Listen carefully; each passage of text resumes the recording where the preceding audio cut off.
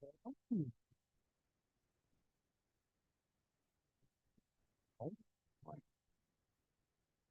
choice.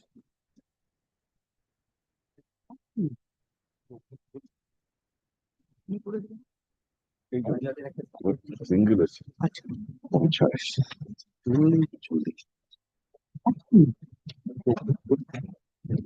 Single is.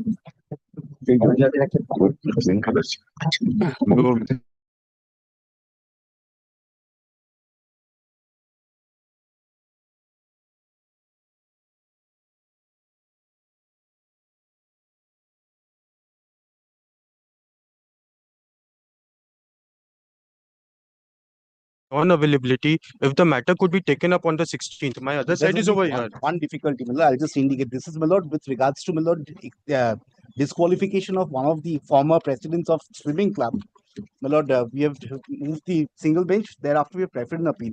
Now, what they have done on 3rd of June, that you'll kindly see, they have issued a circular for, my lord, filing of nominations by the 13th. Yes, Mr. Ghosh, we have not yet heard the matter. Yes, my lord. So we can't pass any order. Either you agree or you don't agree to his request. I have only one request, my lord. Yes. If it let it appear on the 11th, my lord, it's not that Mr. Mitros are the only ones who are appearing.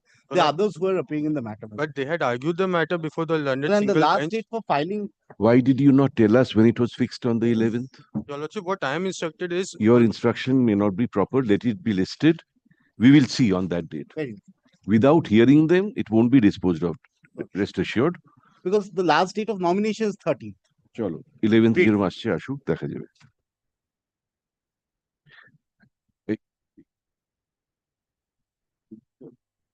May I be permitted to mention one matter?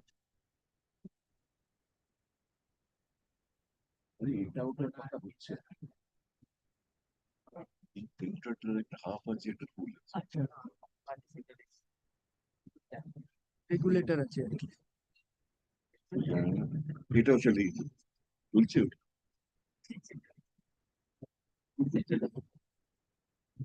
Yes. May I be permitted to mention one matter? This is an appeal arising out of a judgment passed in on. But you want it to be included in the list. Give it, give it, give it.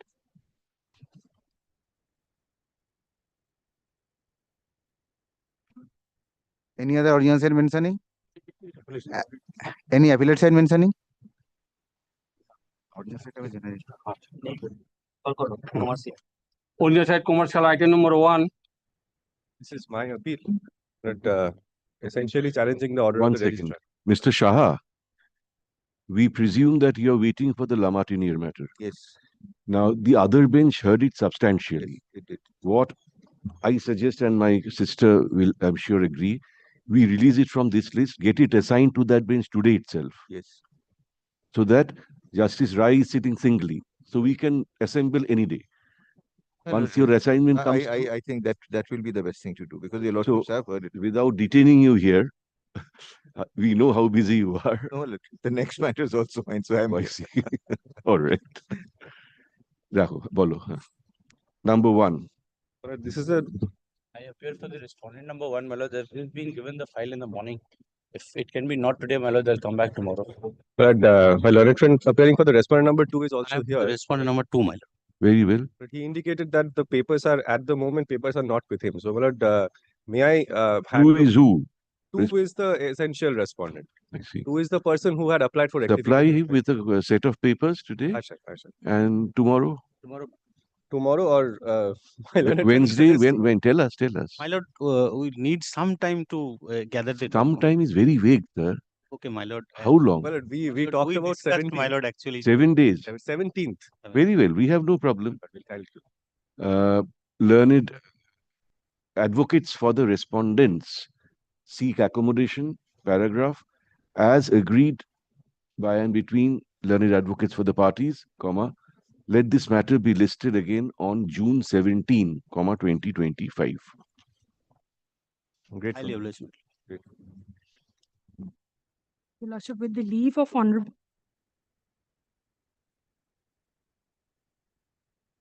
Your Lordship, with the leave of Honorable Justice Raichot, What may I leave? mention List has been called on, Ms. Pandey. Item number List has been called on.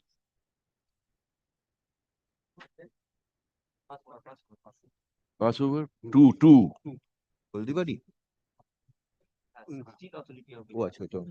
Item number 3, For the respondent. See, I am appearing for the appellant. Mr. Jishnu, I am led by Mr. Jishnu Chaudhary. He is not available today. I am praying for not this week. Yeah, we will, but you have to tell us in which part of the world he is now. Like, he is in NCLT right now. He won't be available this week because he is traveling to Bhubaneswar, as I am told. Yes, when do you want it? Not this week, my lord. Next Not this week. my lord. On the prayer made on behalf of the appellant, let this matter stand adjourned and be listed again on Shamne Shombari date the Grateful, my lord. Item number 3, 4, and 5. Similar matter. All are similar matter. Similar. Similar matter. Same order. 3, 4, 5. Grateful, my lord.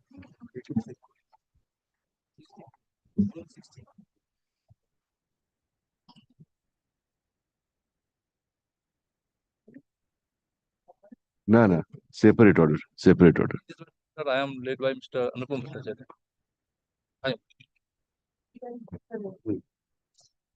Passover matter, item number 2.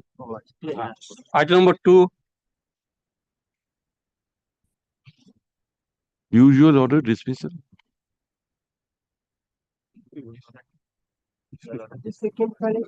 জানো না বলে দেবো আছে তো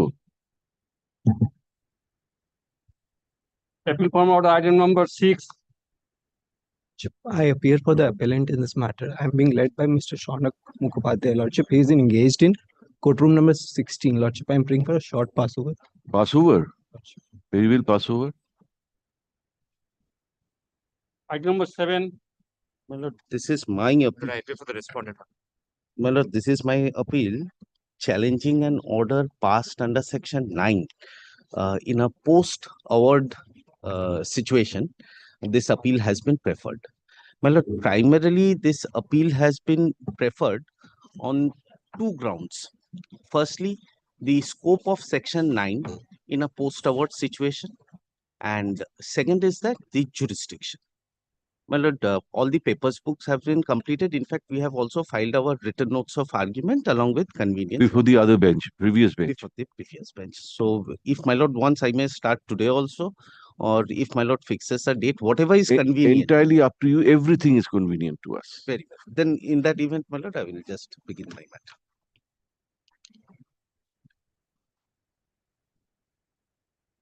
If my lord kindly takes the convenient compilation that has been filed by the appellant, it would be easier for. Sir, allow us to go through the impugned order first. That is Very our well, my lord. practice. My lord, impugned order. You take your seat. We'll go through it. Very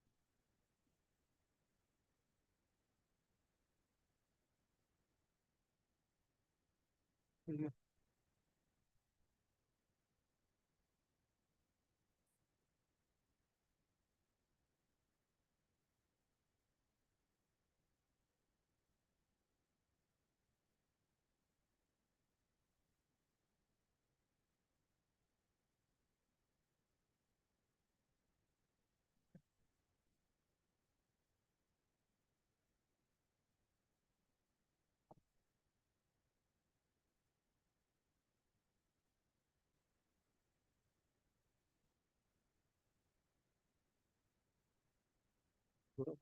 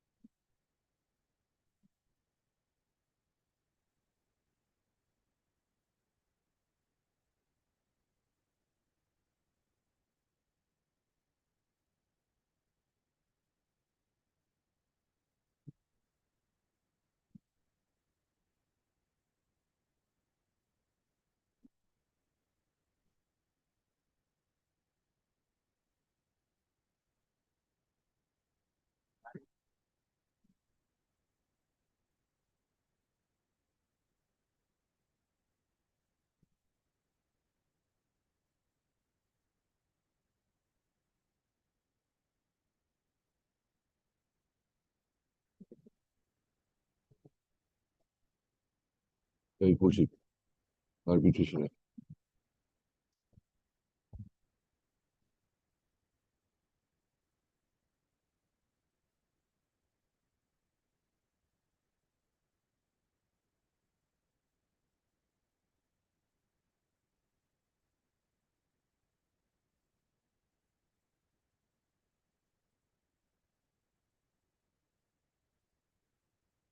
देखो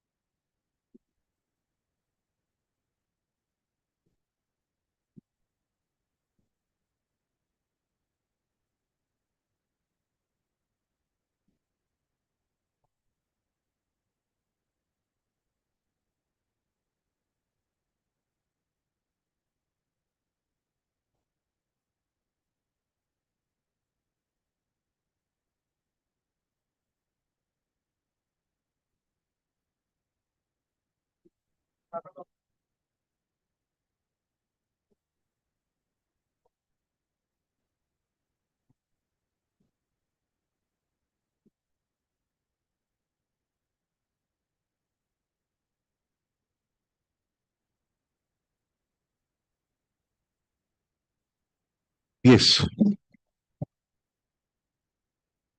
So one is the scope of section 19, section 9, how far it will be applicable post-award, and the other is the territorial jurisdiction. Territorial jurisdiction. Right. Now, my lord, these 2 points has been taken by the appellant when the matter was before the learned single judge, which my lord will find at the impugned order at internal page number 2. Yes, we have read the order. We have seen.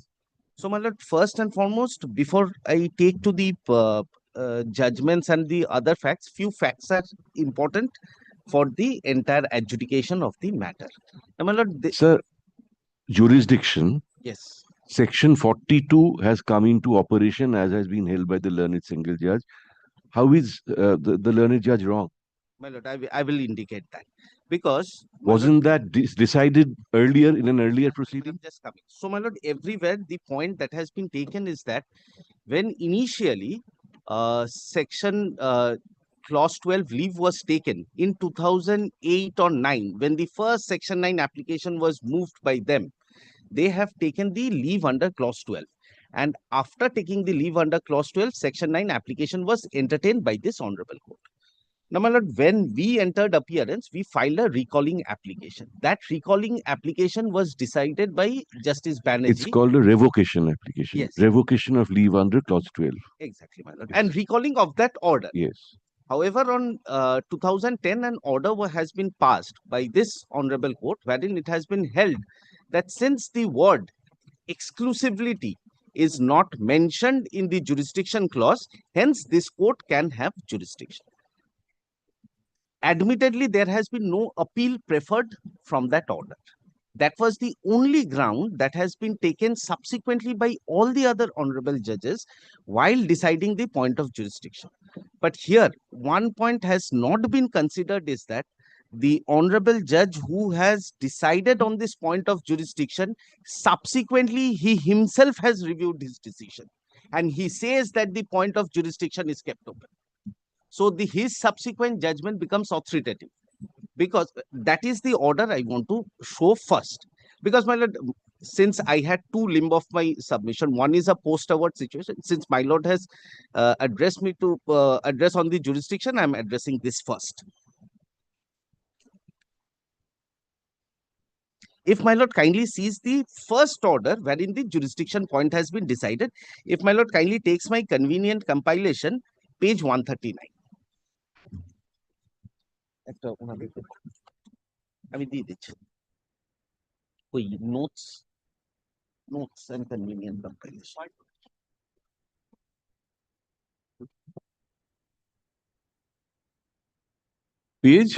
Page 139. We are getting it now. এই তো কোথায় convenience compilation. Well, It's judgment. the direction for filing the written notes of arguments, we have already filed it. So the heading of it is convenience note cum compilation submitted on behalf of appellant number 1 and 3. 139.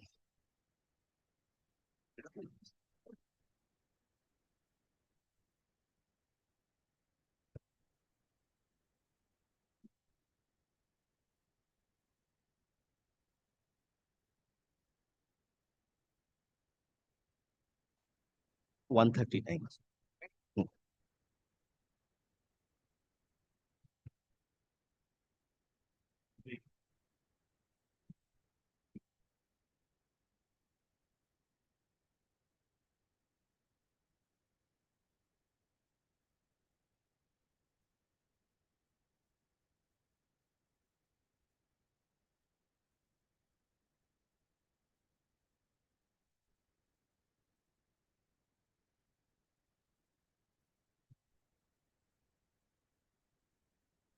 My lord, may I place?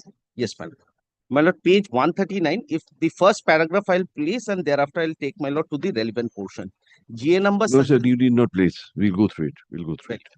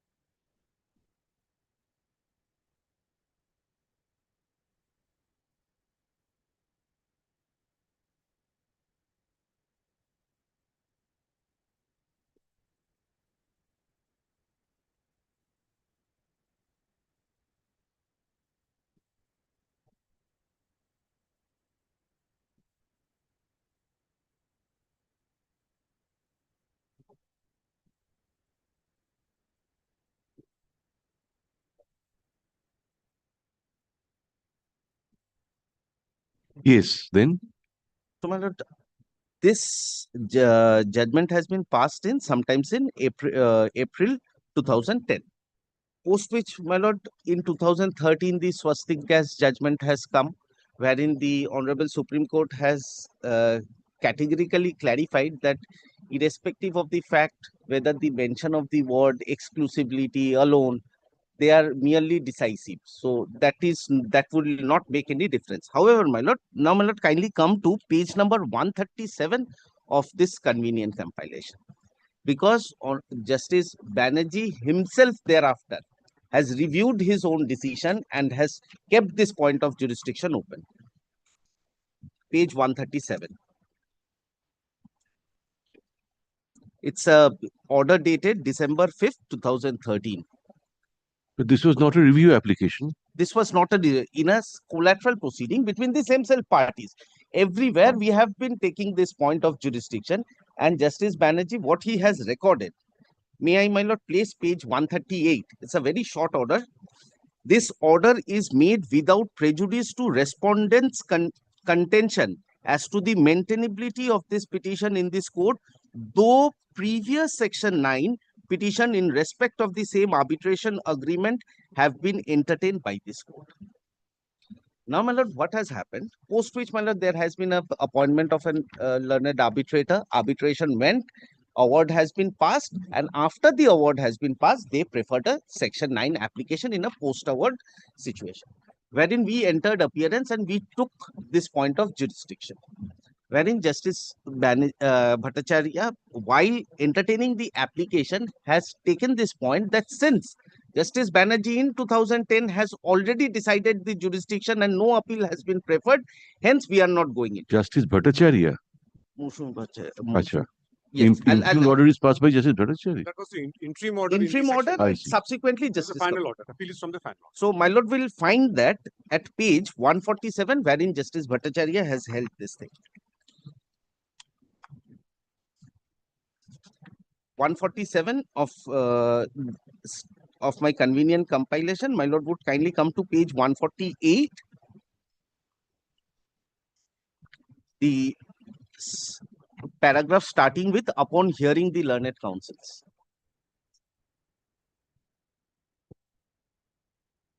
May I place, my lord? We'll read it. Upon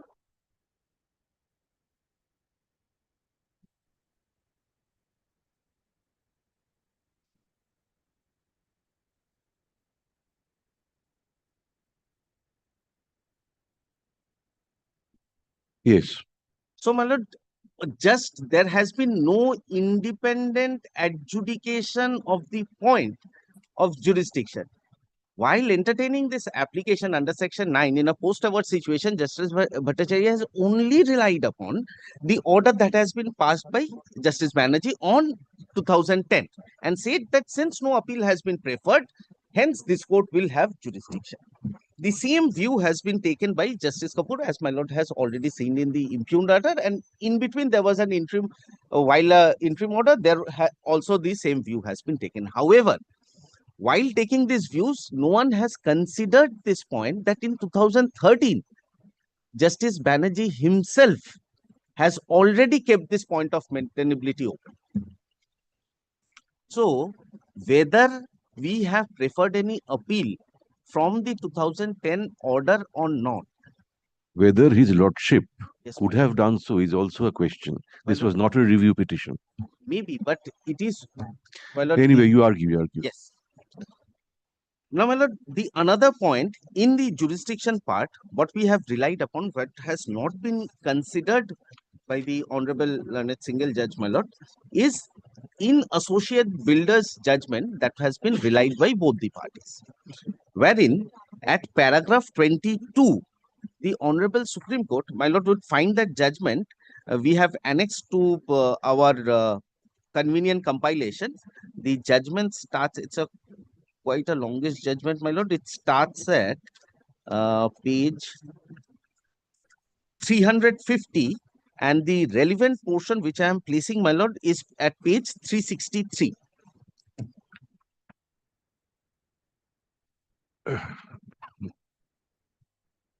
One second, sir. Yes,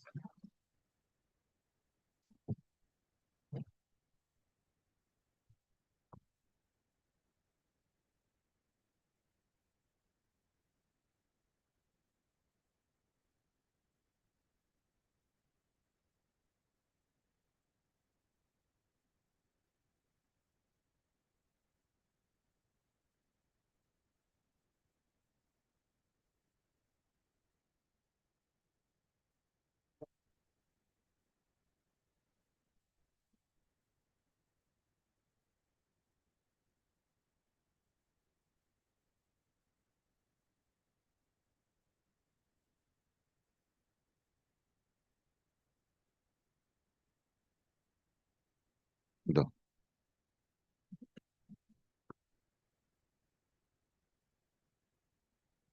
363, my lord, at the bottom, para 22, it starts.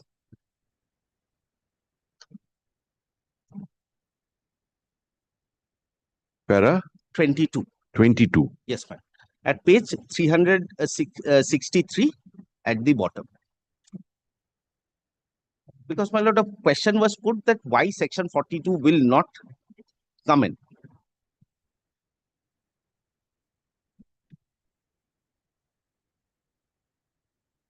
Yes. May I please? One more question that may arise under section 42 is whether section 42 would apply in cases where an application made in a court is found to be without jurisdiction. Under section 31(4) of the old act, it has been held in such and such that section 31(4) of 1940 Act would not be applicable if it were found that an application was to be made before a court which had no jurisdiction. In such and such and in swastik gases is at paragraph such and such, it has been held that where the agreement between the parties restricted jurisdiction to only one particular court, that court alone would have jurisdiction, as neither section 31(4) nor section 42 contains an non-obstante clause wiping out a contrary agreement between the parties. It has thus been held that the application preferred to a court outside the exclusive court agreed to by the parties would also be without jurisdiction.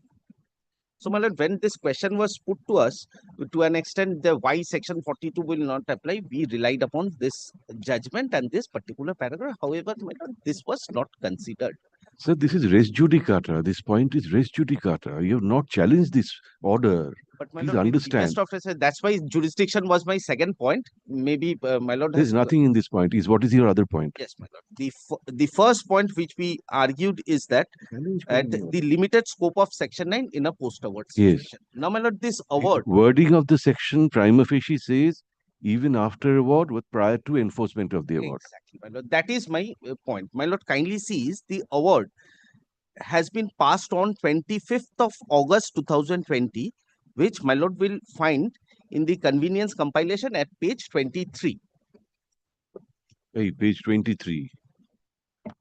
This award has been passed on 25th of August 2020 and the section 9 application has been preferred on 23rd of August 2021 after 1 year. So, my lord, with deepest of respect, my lord, the scope of section 9 is only limited till the time the award becomes final and executable. That is the time period till the time the scope for section 34 is there. During that period, a section 9 application can be entertained post award situation. But once the award becomes executable, a section 9 application may not be entertained. That is our first argument that we wanted to make. Of the convenience value. Oh, সেটা কি দিয়েছো আগে? না, তো memo. ও, তো এখানেই থাকবে তো, সরি। হ্যাঁ।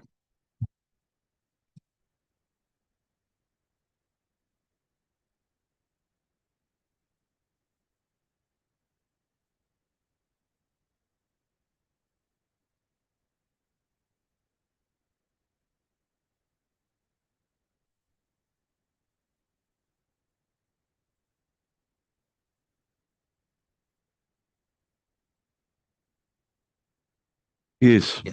So, my lord will find that the award is at page 23, which has been passed on 25th of August 2020. And admittedly, my lord, this section 9 application has been preferred on 23rd of August 2021, after 1 year, when the award is already executable. So, my lord, with deepest of respect, the honorable single judge ought not to have entertained this application, because by that time, otherwise, the scope of execution becomes redundant. If a person gets an award and he stays with the award and he doesn't file a section execution application, he comes up and file a section 9 application and sought for the same trades what he is entitled under the section 36 code.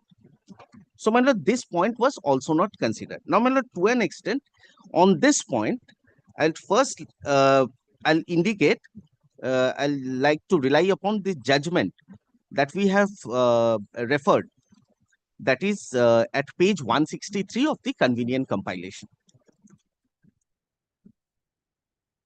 163 of the convenient compilation. My lord, I'll be only referring from the convenient compilation, that will please. What is the scope of section 9 in a post-award situation? 163.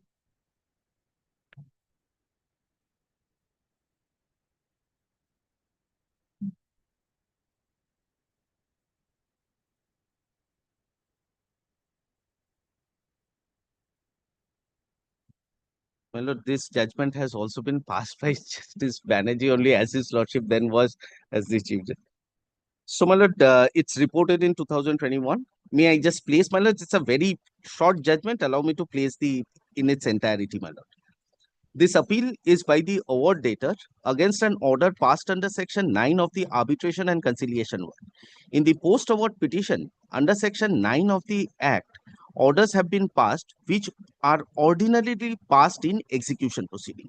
The principal contention of the appellant is that section 9 of the Act permits orders for interim measures to be granted, and the jurisdiction available to the court at the post-award stage is till the award is enforceable.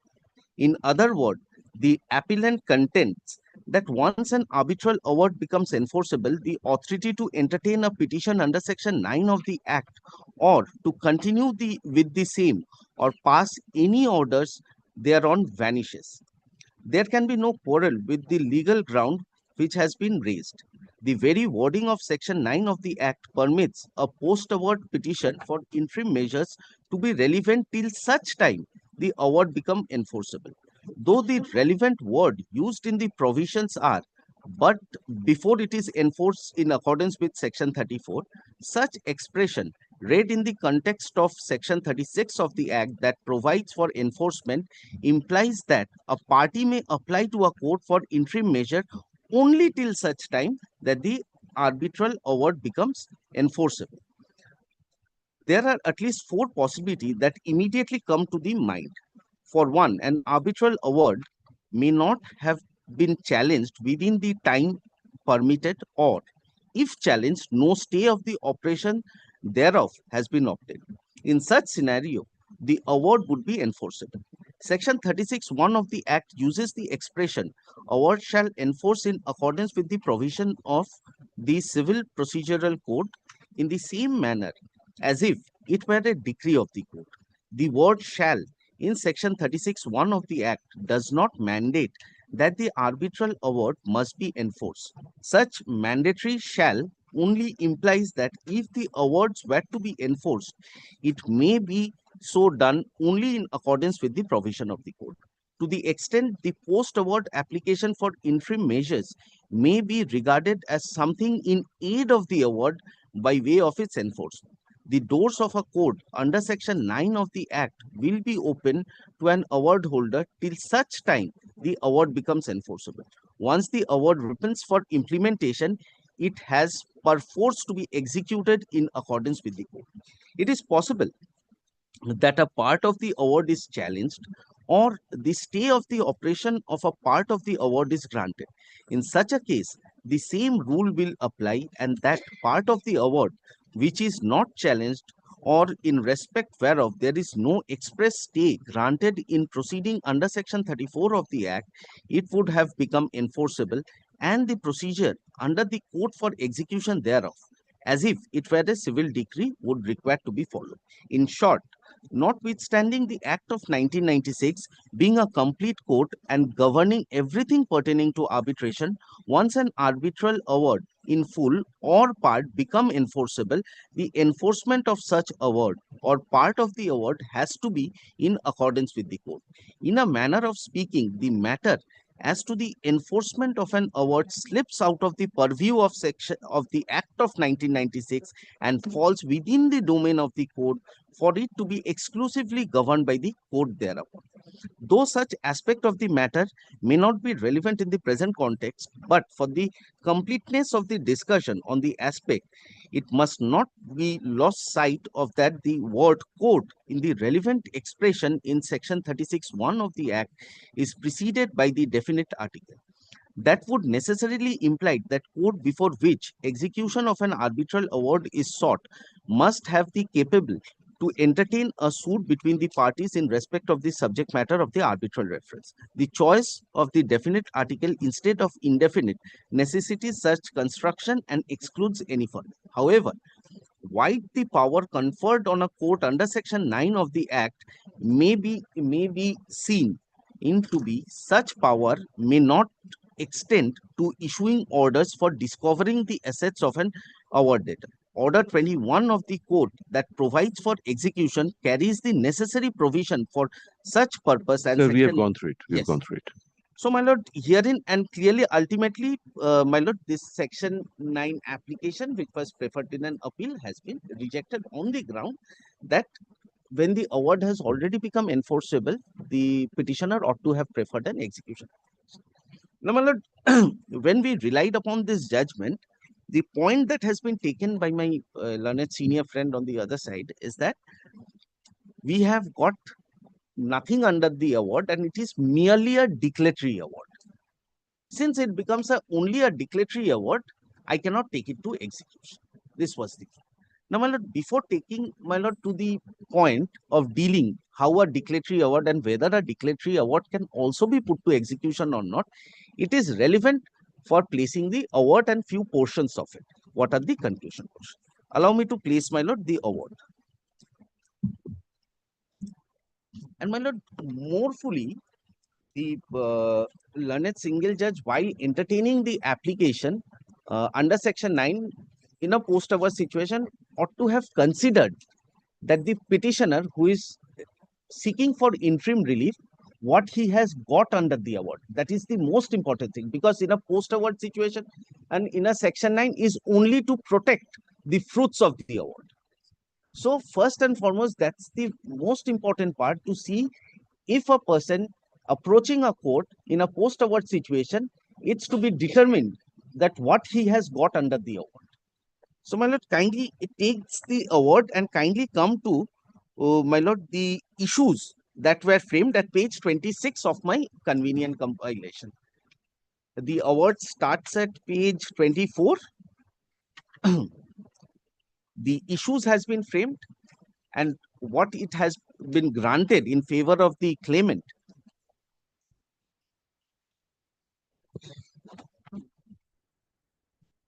May I just place the issue very quickly, my lord?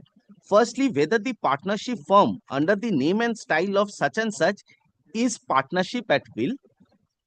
Second, whether the Schedule A and Schedule B lands described in the statement of claim is the property of the said firm. Third, whether the firm stood validly dissolved by virtue of the notice dated such and such issued by the respondent, that is the appellant herein. If the answer to issue number 3 is in the affirmative, to what reliefs are the parties entitled? Conversely, if the answer to issue number 3 is negative, to what relief the parties are entitled? Now, my lord, before taking further, my lord, a very short background of the matter. This was basically a development project which has been agreed between the appellants and the respondent herein to be developed somewhere in Orissa.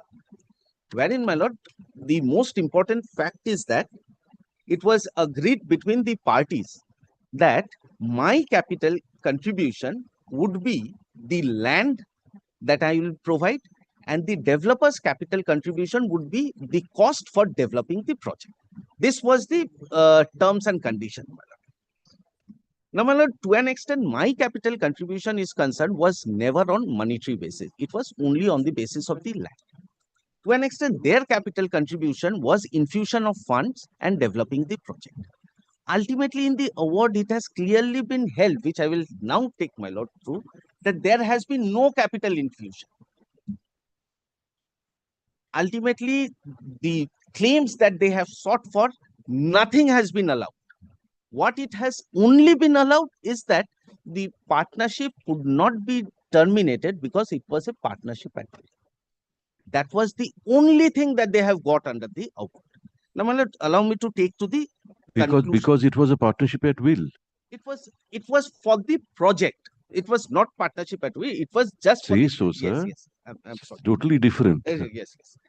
So it was only for the specific purpose and not for partnership at will that it could have been terminated by my clients.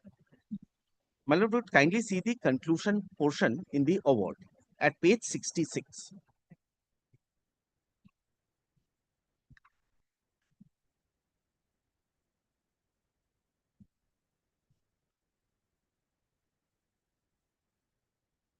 The basic fundamental pivotal point for determination is whether the partnership in question is a partnership at will or constituted carrying out a specific undertaking. Section 7 of the Partnership Act defines a partnership at will. As per the provisions, and where there is no provision made by the contract between the partners for the duration of their partnership or for determination of their partnership, the partnership is at will. In the present case, the duration of the present partnership has been provided to the completion of the project. Now, my lord, it lays down all the specific clauses. My lord, may kindly skip over and kindly come, my lord. So the Straight away to conclusion has been quoted by the learned single judge. Yes. In the impugned judgment, the conclusion has been quoted. Has been quoted, but my lord, kindly come to page 76, paragraph 91.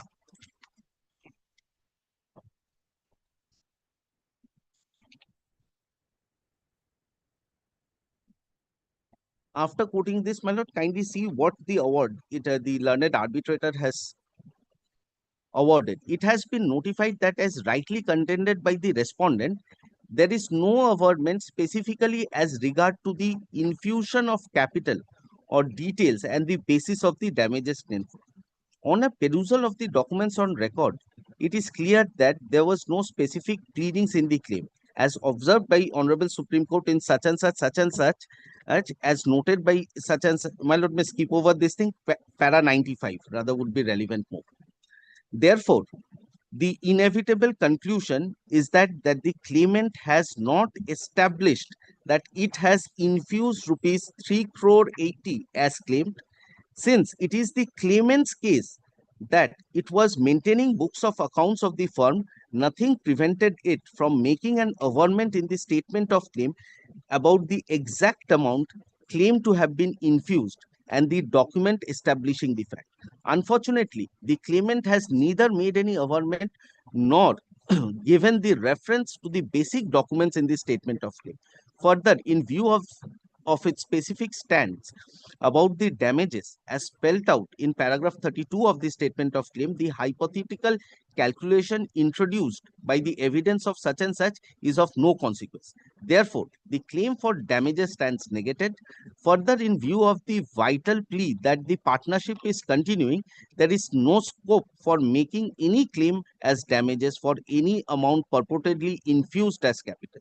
The question of settlement of accounts stages primarily arises at the time of dissolution or termination of the partnership or partnership coming to an end in terms of the partnership agreement. Insofar as the claim that Schedule A and Schedule B lands are partnership property is concerned, the position is clear that the partnership was for a specific undertaking: development, construction, promotion, marketing of a residential housing project. The material on record as analyzed supra clearly established that Schedule A land was the property of the partnership. In fact, paragraph 10 of the statement of claim refers to the constitution of the partnership for the business aforesaid. Insofar as Schedule B lands are concerned, it is described as the adjacent land. Significantly, the paragraph 4a, it is stated that Mohapatra partner had acquired a large tract of land in or around Bhubaneswar by purchasing the same from diverse owners from time to time. The details has been described as Annexure A and collectively referred to in Schedule A. The area of the land described to be about 14.71 acres. Significantly, insofar as the adjacent land is concerned, in subparagraph B of paragraph 4, it is stated that Mohapatra has executed the necessary documents with various landowners owing to land and to the Schedule A and paid necessary consideration. But formal conveyances are yet to be executed to complete the transfer of title in respect thereof in favor of Mohapatra.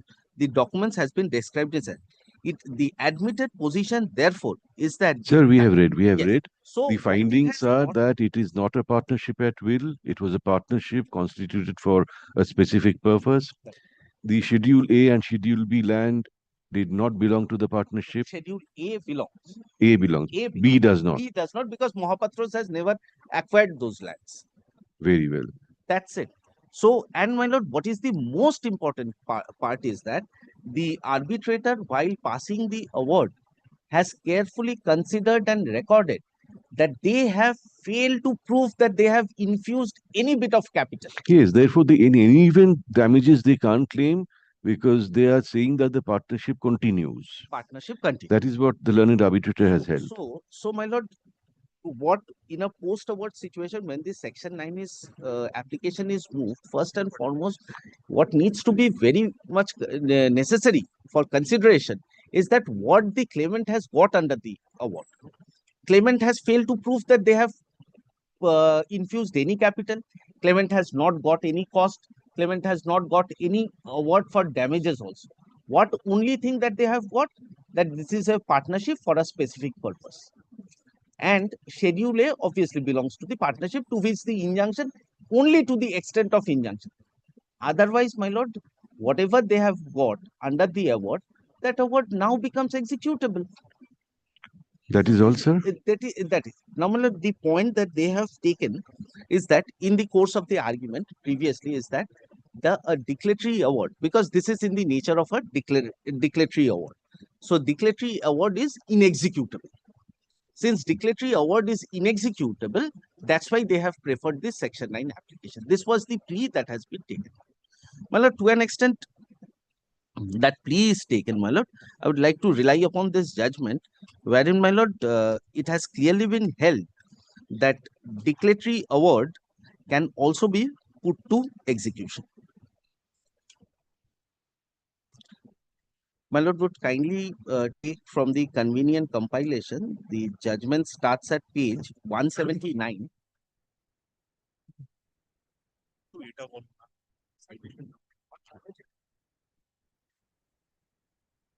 My lord, it is reported in 1973 to SCC 484. Relevant paragraph is para 18.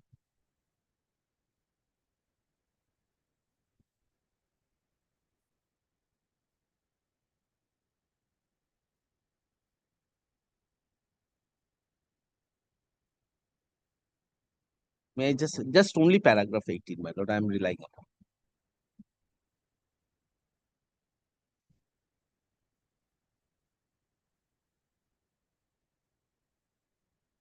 Page 185, bottom. Paragraph 8. 18, my lord, 180. Page 185.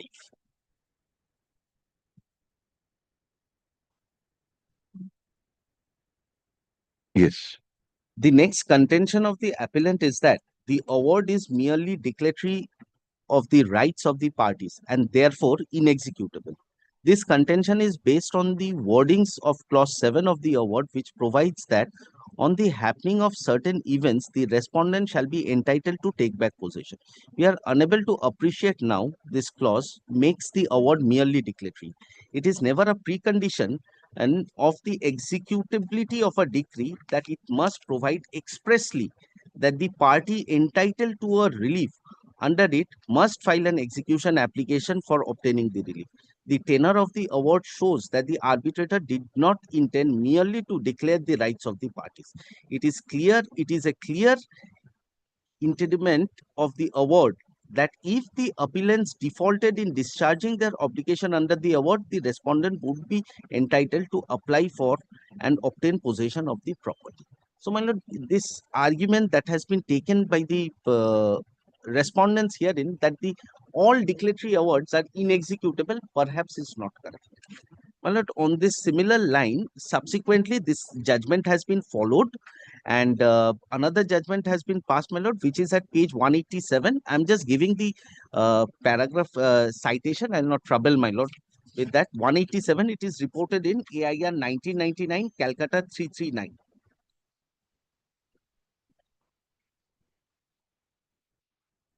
Paragraph. My lord, paragraph is A. My lord has to see the first parts as well. Paragraph 2, 3, 4, and thereafter, my lord, paragraph 8, 9. This 73 Supreme Court has been followed, and also it has been held, my lord, that it is not necessary that merely if a declaratory award is passed, that is inexecutable.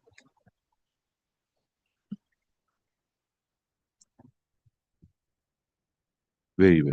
Next. Now, my lord, these are the basic 2 points. My first point is that the scope of Section 9 in a post-award situation, where it has clearly been held by the Honorable Division Bench of Madras High Court by Justice Banerjee, as his lordship then was, that the scope is very limited. Otherwise, the statute is also very clear that the scope of Section 9, it always becomes narrower. In a pre-reference stage, the scope is very wide. During the reference stage also, during the proceeding stage also, Section 9 is open. But however, my lord, as it proceeds towards the award, the scope becomes very narrower. In a pre-condition stage, pre-arbitration stage, till the award is not passed or the issue is not decided, any interim order can be sought for depending upon the prima facie case. But however, once the award is passed, the scope only is in order to protect the fruits of the award that the claimant has got. Now, my lord, in order to protect the fruits of the award, that needs to be considered that what the claimant has got under the award. In case if the claimant has got Sir, you have said so. We have noted it. and my lord, Do not repeat. I'm extremely sorry, my lord, for repeating. But however, my lord, just I have already in my convenient compilation, I have already relied upon this judgment, and to wherein it has been said, if you have got nothing under the award, you cannot get anything under Section 9. So, my lord, this is reported in, my lord would, just give me a moment. 2013 SCC Online, Bombay 481, Brick India Private Limited judgment by Justice Chandrachud. Bombay 481. Yes, page 166 of my convenient compilation. Paragraph 14, 15, 16. This judgment clearly lays down, my lord, if you have got nothing under the award, then you cannot sought for any relief under Section 9 also.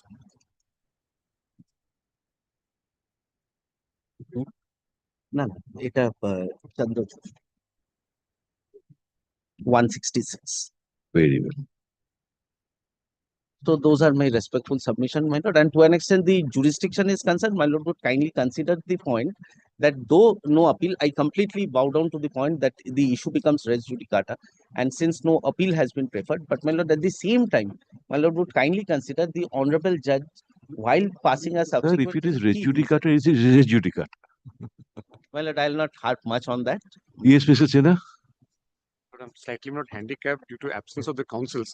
Not if your lordship not permits me not to address only not on the limited point of jurisdiction not today and not on Jurisdiction you may not, it may not just be one thing necessary. which he did not submit. Not he showed a judgment of Justice Banerjee, which he said that the point has been kept open. That was an ad interim order in a Section 9 application where decisions for affidavits were given. When that matter came up for final hearing on 20th of March 2014. That order is at page 129 of the paper book. This is volume 2 of the paper book.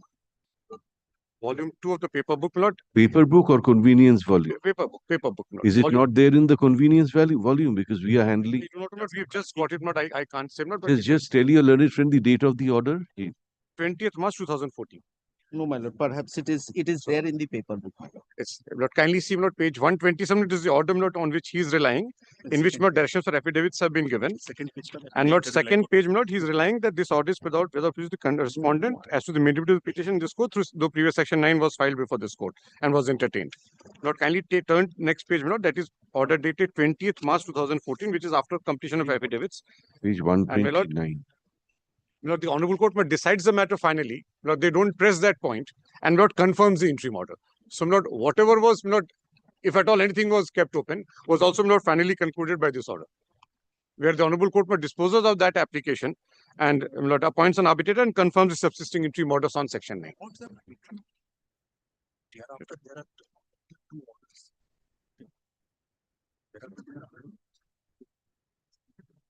And thereafter also subsequently there were several section 9 applications.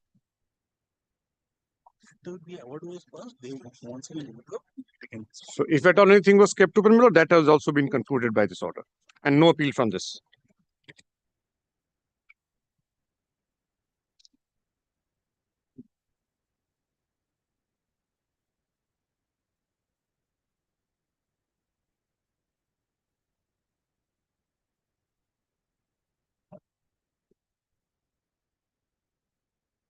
We have also filed one written submissions, Yes. which is here.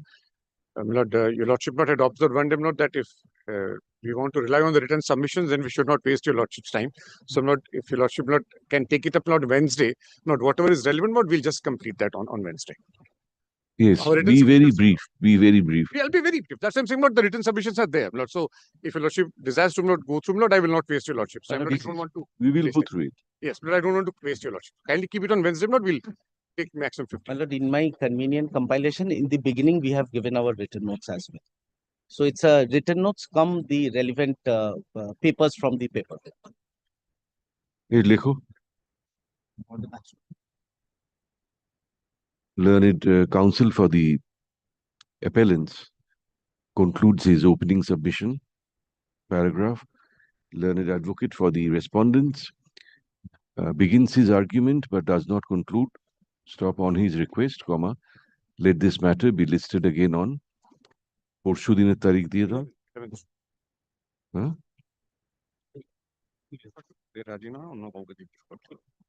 as the first item under the heading appeal from orders. I'm so good. Hey.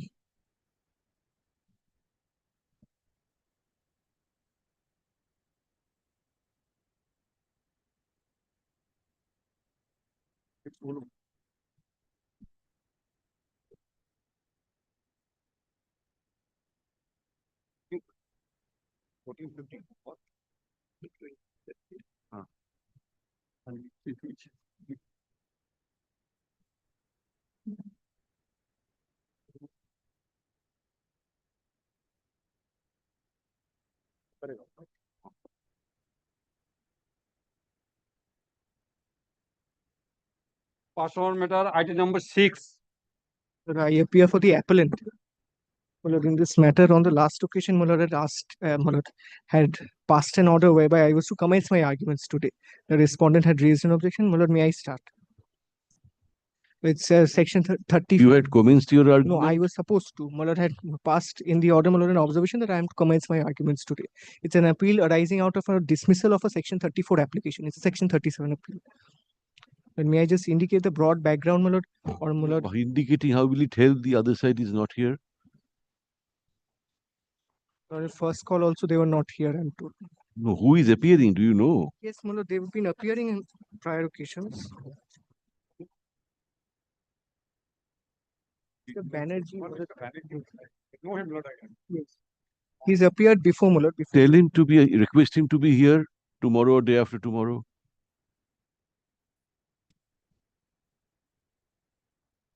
We'll record an order, Mr. Sinha. Even in the second call, the respondent is not represented. Stop. Paragraph.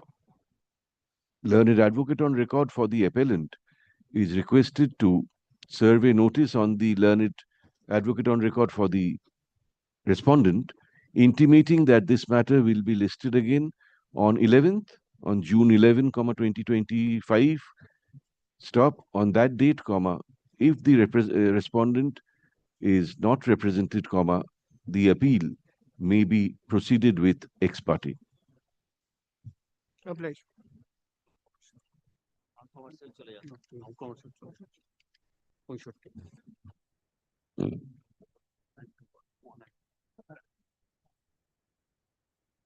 Non-controversial matter, item number 1 and 2. Yes, as we indicated to Mr. Shah,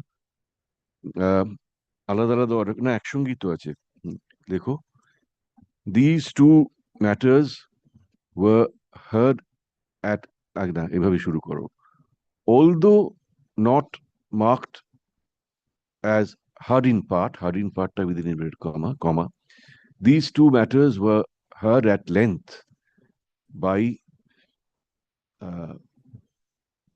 another division bench. So it will be appropriate to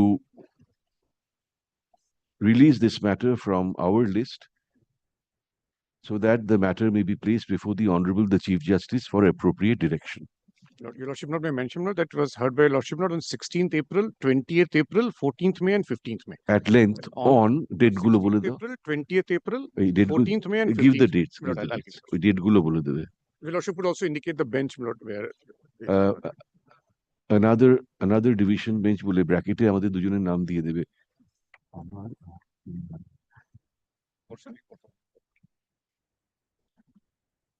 As soon as it is assigned, we will. Hello, may I proceed to item number 2, commercial division? Your Lordship was pleased to dismiss for default the matter. My Lord, I am very sorry, my Lord, I couldn't be present, my Lord. If Your Lordship can restore the matter. You're for the appellant. I am for the appellant petitioner, my Lord. Yes, we dismiss so that you are present. এই 2 নম্বরটা করতে বারণ করো, not today. Well, not this week kindly, my, because there was a service, if a direction of service, my Lord, I have served by. Not this week. My Lord, obliged, my Lord.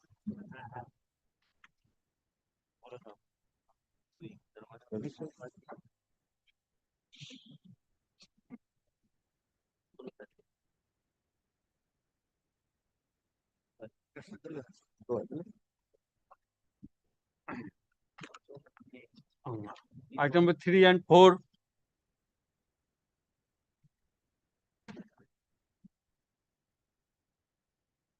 Passover.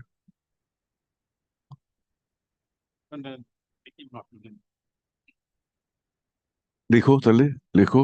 The appellant is not represented. Stop on the request of learned advocate for the respondent, comma, let the matter stand adjourned for the day. Next. Next, ডাকো. এদিক ওদিক তাকাও কেন এত? Hello, 3-4, I am for the appellant. Adjourned for the day, you were not here, Mr. Datta. I was just running. No, you're just being there outside the door will not help. Yes, 5. For the respondent. My Lord, 5, my Lord. My Lord, on the last occasion, my Lord, it was submitted that we have not made any payment, my Lord. As per the Lordship's order, my Lord. There was, my Lord, a stay in their appeal subject to them making payment of occupational charges. My instruction was that they were not paying occupational charges, and Your Lordship has clarified that in case they have defaulted, then I can always execute the decree. Yes, do so. Yes, we are taking steps. My Lord, the payment has been made, my Lord. We are taking out our application, my Lord. My Lord, it will be filed today or tomorrow, my Lord. My Lord, may kindly give us some time, my Lord. You want adjournment? Yeah, I want an adjournment. We'll adjourn. In the meantime, they will proceed with their execution. The payment has been made with. They say it has not been made. Demonstrate before the executing court that it has been made. And we have also taking out an application before. How long do you want? 2 days, my Lord. Only 2 days. On the prayer made on behalf of the appellant, comma, let this matter stand adjourned till June 11, comma. Maybe on 12th, then, my Lord. 12. Great, my Lord. Item number 6. We are for the respondent. Passover. Item number 7. I beg to appear on My Lord, I am for the appellant. My Lord, Yes. this matter was on 22nd of May. My Lord, I had filed their opposition. They filed their opposition and I have filed my reply to the application. My Lord. This matter is that disbursal of the fund, ex-workers funds, claims. The appellants have already got their money from the official liquidator. The applicants are a separate bunch of group and they have applied for the similar reliefs as the appellants. Appellants are the ex-workers of the company and the applicants are also the ex-workers of the company. Only difference is the superannuation happened before winding up, the applicants, and the appellants were after winding up. That is the only difference. Now the claims has been admitted by the official liquidator. I'm only praying for release of my funds, for release of the claims by application. Your claims have been allowed by the official Yes, liquidator. I have attached the documents in my application. Before my lawyer commences his argument. Why are you so impatient? Page 14 of my application, the claims which has been admitted, I have given the proof. Page 14, 1-4. এই কি দিলে তুমি memo দিয়েছো তো No, no, application ACO 3. ACO 3.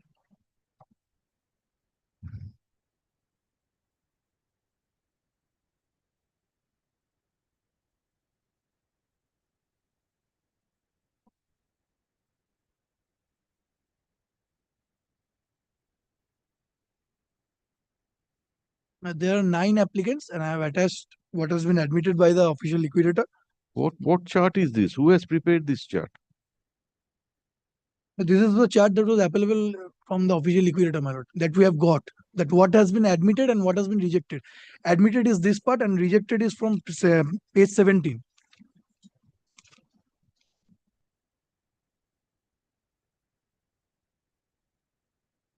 Part of the claim was admitted, part of the claim was rejected. And in the chart that I have shown from page 14 to 16, it has been clearly mentioned what has been admitted and what has been rejected. This you obtained from the official liquidator. Yes, and my lord, this is your document, official liquidator. I am not denying this document. Okay. But furthermore, then if you have allowed these claims, why will you not disburse the funds? My one more submission, my lord. In my reply, I have submitted an order that has been passed by the learned coordinate bench that reply ta kothay dao?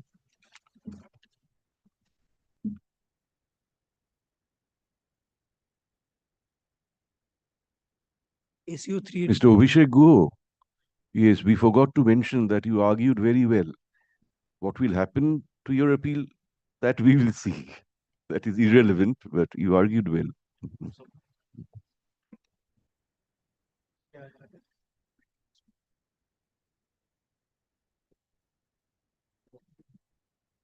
आज दिन जमा दीजिए 22 मई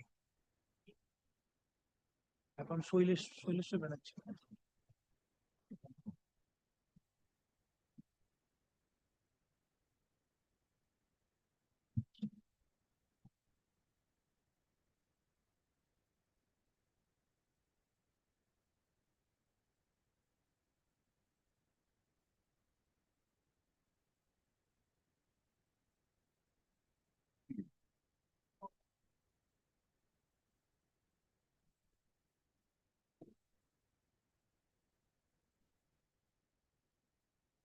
Page 11 is the order. The applicants are over the age of 70. Affidavit of? Affidavit in reply, my lord. Affidavit in reply, এটা কি? Affidavit of Shoileshwar Banerjee. His affidavit in reply was affirmed by Shoileshwar Banerjee, my lord. It's affidavit in of competency. এইরকম থাকবে বাকি। না না এটা না।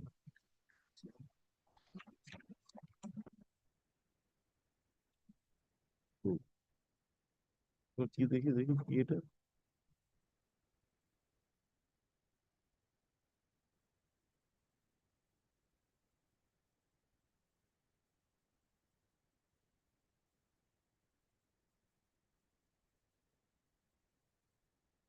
আচ্ছা হতে পারে। Page 11. By this order, my lord, the appellants have got the full amount claimed.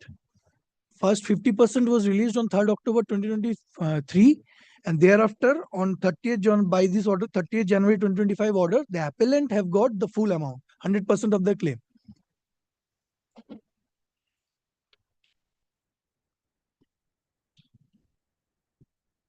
You say the coordinate bench? My mistake, my lord. Coordinate bench order is of 3rd October 2023, my lord. That is annexed to the application. That is a coordinate bench. Yes, coordinate bench releasing 50% of the amount. Yes, coordinate bench has admitted. Is there, Mr. Mukherjee, is there any order restraining the official liquidator? But I tell your lordship, prior to that, only thing, subject to correction by your lordship, this application may not be entertained by your lordship in this appeal. The scope of the appeal, there was an order of transfer in 2022. In 2022, challenging that order of transfer. Transfer of what? The winding up proceedings? They're winding up proceeding before the learned NCLT. Now, challenging that order of transfer, a few appellants preferred this appeal. They were ex-workers and they were claiming the workers' benefit under 529A. Their prayer had already been allowed. That claim had already been settled. Somehow, a formal direction for disposal of the appeal is not there. But that purpose of the appeal had come to an end. Now, these applicants have filed an application in this appeal claiming that they have said, we are ex-workers. Certainly they are ex-workers, but what they are claiming, it is not claim on account of their employment or workman's due. What had happened, your lordship, and they have already also admitted in their affidavit in reply ultimately, they retired, they got their retirement dues, then according to them, they were allured by the management of the company. They deposited the money with the company so that they can get higher interest at higher rate. Now we have treated them as unsecured creditor, and kindly come to my paragraph 15 of my affidavit. All very well. What about that chart? Well, in that chart, you have allowed their claim. I have allowed their claim, and my lord, up to page 16, my lord has been pleased to see that chart, and thereafter page 17 onwards, there are documents what I have allowed and what I have not. Correct. Their claim you have allowed.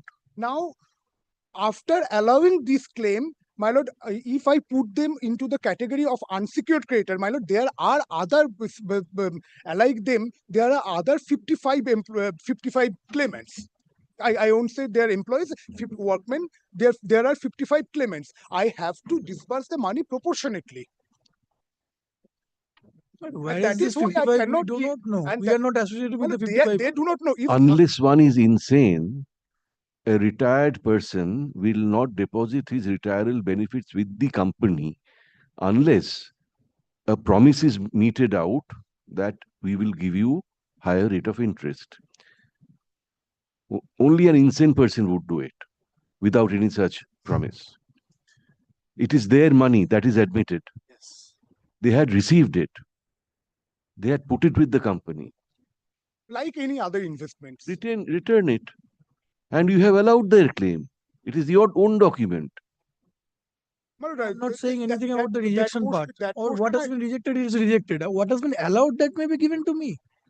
As because the appellants that the ex-workers have already given. And my lord would kindly see the order. Right.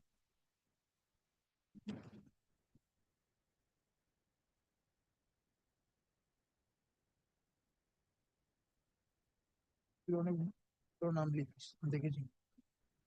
kindly come to page 9 of my affidavit once. Thou, opposition, thou.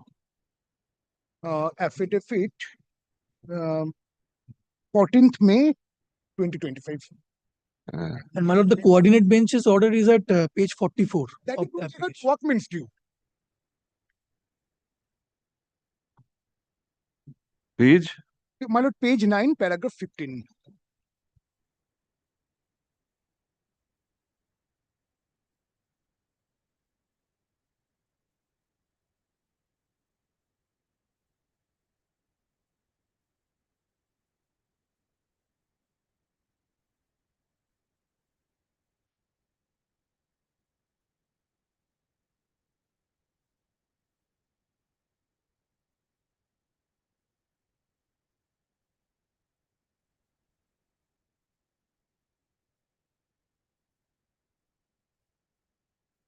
They have inserted us in the 66. Claim of 66, they have inserted our names also. We do not know what are their stands. We are the ex-workers of the company who are retired, and I have given my retirement benefits to the company as because they were promised that higher rate of interest will be given to us. My lord, it is like And we have duly submitted our claims, and that was allowed and partially rejected. What has been rejected, I'm not claiming. So this is not your claim for retirement benefits, sir. Please understand. Absolutely. But what has been stated, this is my money, and I only one thing, I have retired, and these are my applicants are above the age of 70. Maybe, but 529A doesn't come into the picture. The dues do not change the nature and character. What do you mean? The Once you ex-workers have dues. paid your retirement benefits, it's your money. You choose to plow it back into the But company. it never got into our hands. It has been said that the retirement benefits will be kept with us. That is the thing. We have not taken out the money and then given it. The retirement benefits were Doesn't kept. matter. You agreed to that. Yes, madam, we agreed to that. That I have also admitted in my reply. Contract we were not paid. They said when you return the money because you pay high interest. As investment. The money were kept with the company, my lord. They have not given us the retirement benefits. We have never gotten our retirement benefits. That is the problem. But the assertion that has been made in the affidavit in reply is something otherwise that has just It has been said that the retirement benefits are ready to be. It is true that the applicants had attained superannuation prior to the winding up of the company dated such and such. But after superannuation, the management of the company had requested the present applicants herein to deposit their entire retirement benefits. That is the language, my lord. They have said that do not take out the retirement benefits and keep it with us. That is the word of deposit. We have not taken out the retirement benefits. We have not got any benefit after working so many years in the company. That is, you agreed what can be done. We have believed, the applicants have believed, and but for that the applicants cannot suffer. Go and file a suit. I will kindly consider this, and go and file a suit. They have already admitted the 17% may be given to us. Yes, that we'll allow that. That part we'll allow. Admitted portion we will allow. We do suit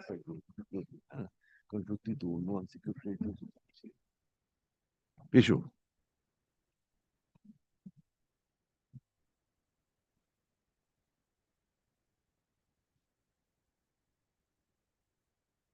Is this appeal shown as pending in the website? Yes. Pending.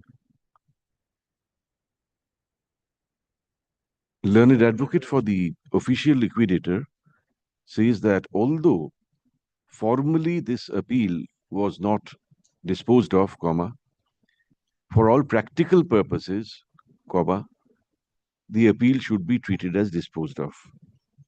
Stop. Hence, this application in the appeal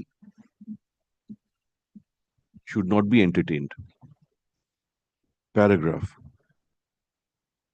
We are told that the appeal is shown as pending in the website. Stop. Hence, we take up the application for consideration on merits. Paragraph. The appellants are ex-workmen of the company in liquidation. Stop. They had challenged an order transferring the winding up proceedings to the National Company Law Tribunal, bracket, in short NCLT, bracket closed. Stop. As they had challenged, sentence ta shuru karo. In this appeal, they had challenged. Stop. They had also asserted their claim under section 529 capital A of the Companies Act, 1956. Stop.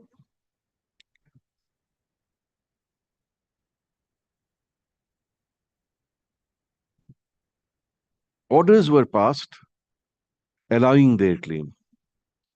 Stop. Paragraph. The present applicants also claim to be ex-workmen of the company in liquidation. Stop. This is not disputed by learned counsel for the official liquidator. Stop. However, comma, he points out that these applicants superannuated prior to the company going into liquidation. Stop. The applicants received their retirement benefits. Stop. Thereafter, comma, they deposited such benefits with the company for obtaining higher returns, comma, by way of investment. Stop. Therefore, comma, the claim of these applicants do not come within the purview of Section 529, capital A of the Companies Act. Stop. Paragraph. Learned advocate for the official liquidator may have the submission made on behalf of the official liquidator may have some merit. Stop. However, comma, we find from a chart annexed to the present petition and marked with the letter capital A, capital letter inverted comma, which has been prepared by the office of the official liquidator, comma, that the claims of the present applicants have been allowed by the official liquidator. Stop. At the same time, comma, we find from the affidavit in opposition, কোথায় গেল অপোজিশনটা? এটা 9, that the official liquidator has made this is affirmed by the OL.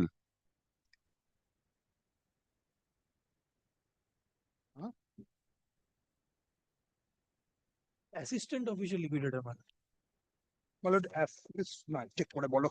Assistant. It is stated by the assistant official liquidator. However, I'll see. We at the same time we notice the statement made at paragraph 15 of the affidavit in opposition affirmed on behalf of the official liquidator, comma, which reads as follows. এই para 15টা set out করে দেবে।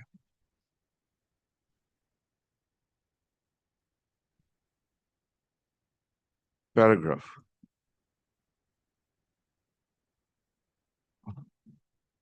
We therefore see that part of the claim of the present applicants may be disbursed by the official liquidator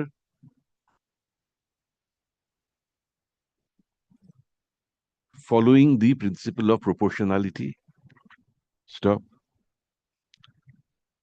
Proportionality and in terms of paragraph 15 of the affidavit in opposition. Stop. Let that be done within 4 weeks from date. Stop. Paragraph. Insofar as the balance of the claim of the applicants is concerned, comma, it will be open to them to file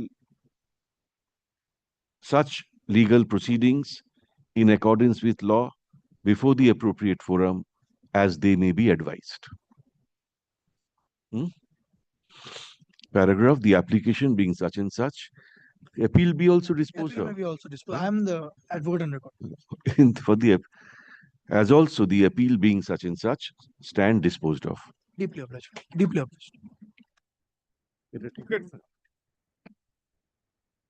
Item number 8,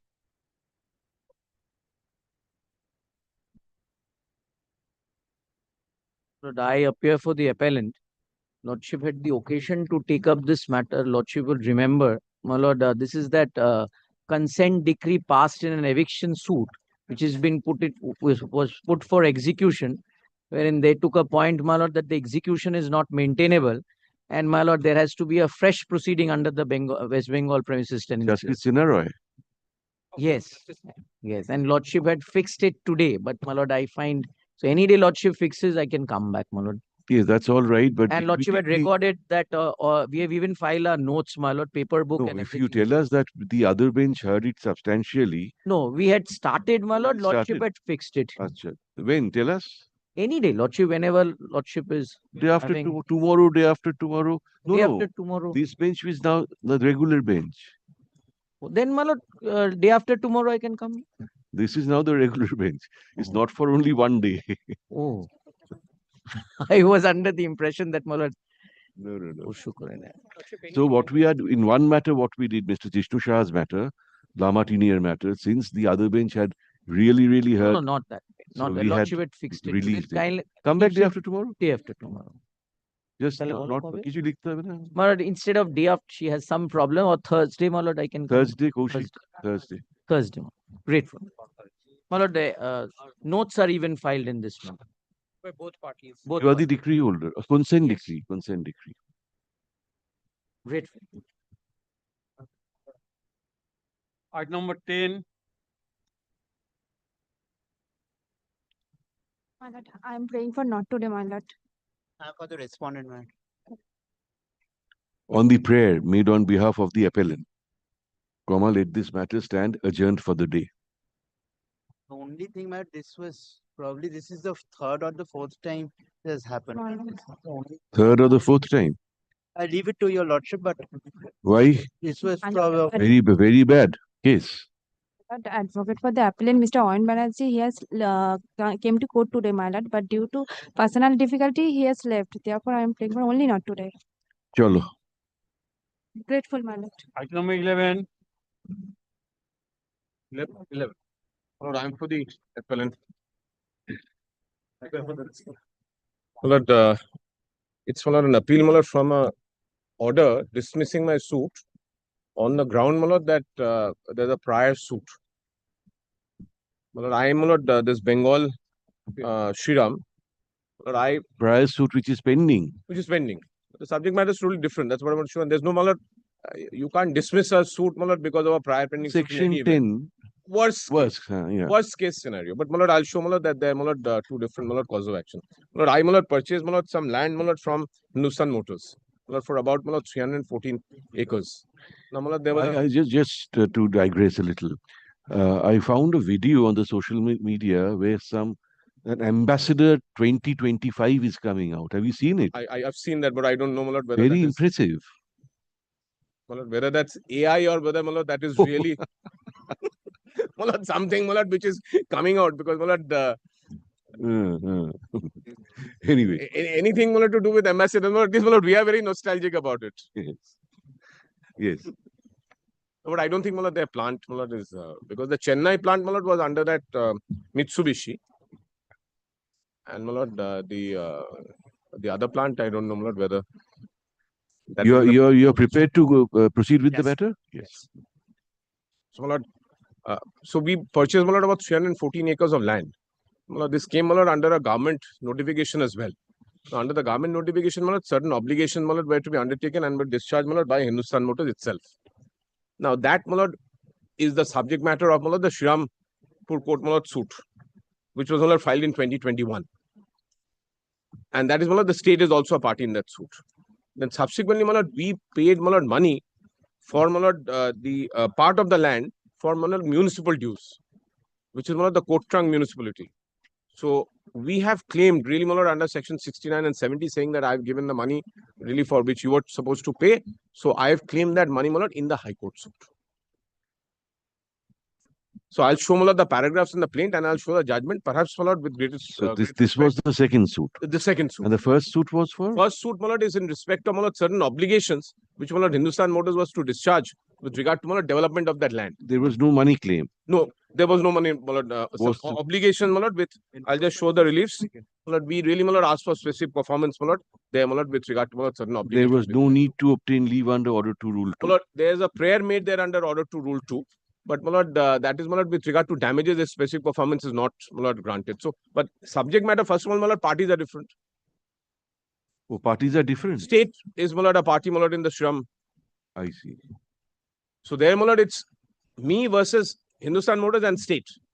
Here, it is me, Hindustan Motors and Kotrang Municipality. Now, the first, the Srirampur court suit is at page 114.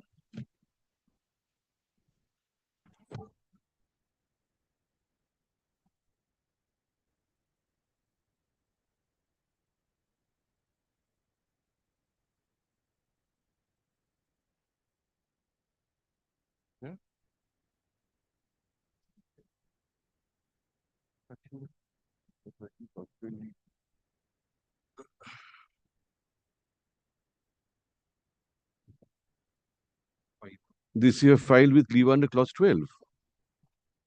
The Srirampur. So this one, the present suit?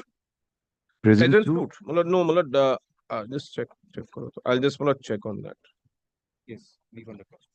Yes, there is a prayer. Page 17, there's a prayer. Yes.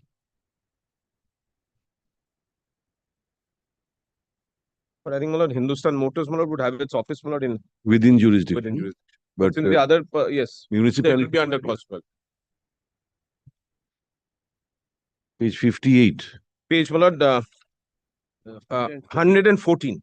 Yes, page 58. I think one is a printed page number, one is handwritten. I think that is sorry, that's state petition or no? The case.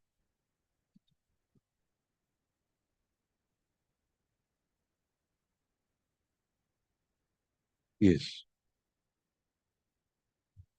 Page 114, which is Bengal Shriram High Tech City, Hindustan Motors and State of West Bengal. Sees 115 suit for declaration injunction valued at rupees blank. Sorry, 194.47 crores.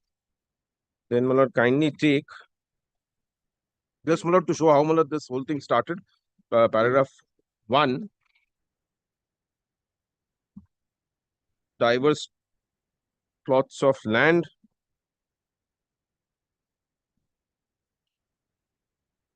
Uttar Pradesh and Hooghly district, state of West Bengal. Then 2, paragraph 2 on 4th May 2006.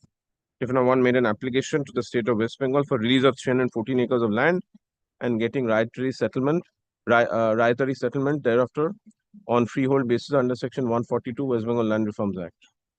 Then 3, the said 300 plaintiff's land, project land, form one part of the larger plot of 709 acres of land held by defendant number 1.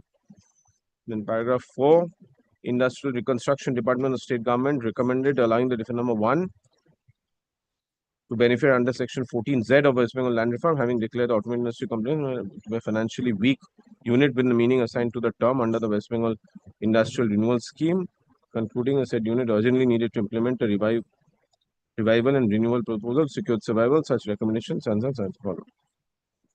Then this narrates the history with regard to then paragraph 6, as will appear from the said GO of 13th September 2006. The same inter alia provides as follows. Then kindly see set out a relevant 118. HM, the defendant 1 is granted freehold rights to develop or cause to be developed the entire or part of 314 acres of land scheduled by way of development of integrated IT township and auto ancillary park, in addition to the disposable residential area on the said 314 acres land to sell, lease or otherwise dispose whole or substantially. So this is the government order which is given.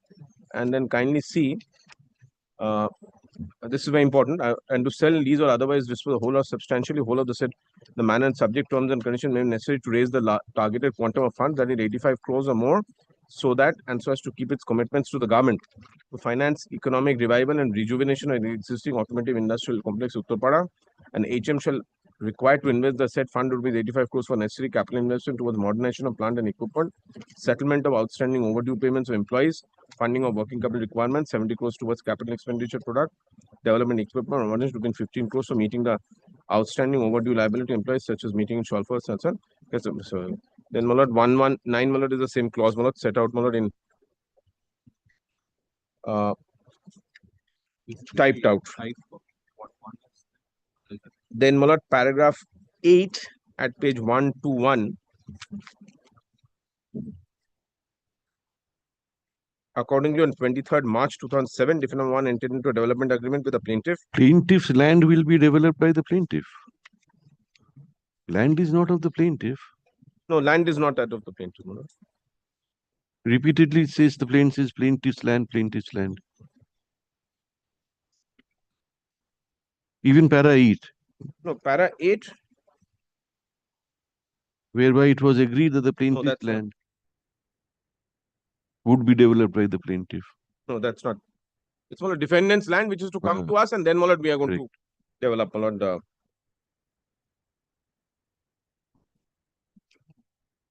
Because this was Malad a special purpose Malad vehicle Malad which was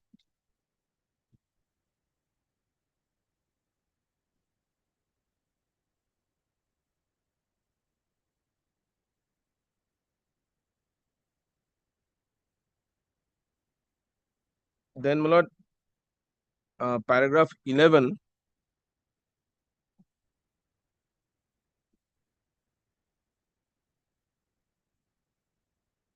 Where Malad they say they'll comply with all the. Where did the plaintiff come in the picture?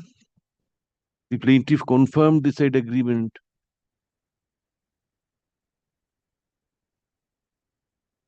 The said Shriram Properties Private Limited was made a confirming party. Well, at paragraph 8. Paragraph 9. Paragraph 9. Which was confirmed by the plaintiff.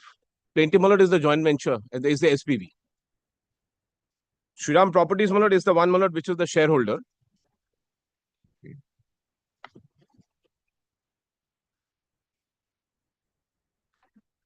Malad plaintiff is Malad Bengal Shriram High Tech.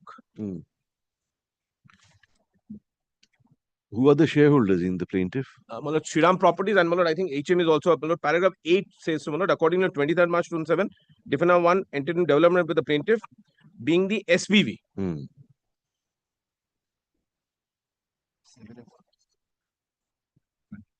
Yes, paragraph 7, Malad. I skipped paragraph 7. Sorry, Malad. Pursuant to the leave granted to it by the GO of 13th September 2006, Defendant 1 decided to sell the plaintiff's land.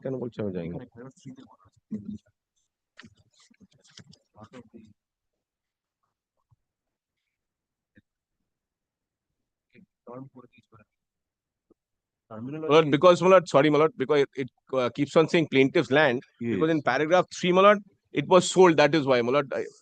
And then Malad, it referred to as plaintiff's land. I don't think that's a correct representation with regard to. Anyway, we've understood, yes.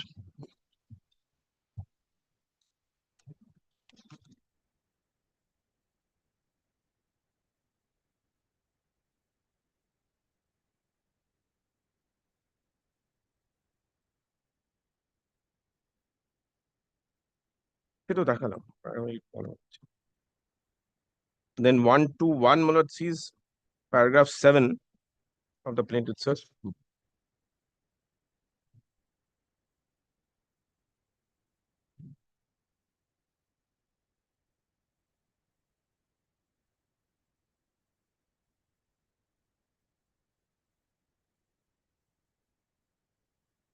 এই পরের ভলিউমটা দাও তো প্রেয়ারটা next ভলিউমে আছে very long plant Yes, I Malad the relevant paragraphs Malad I found 21 to that's what I marked at least Malad 21 to 24 and Malad paragraph 49 onwards if not just.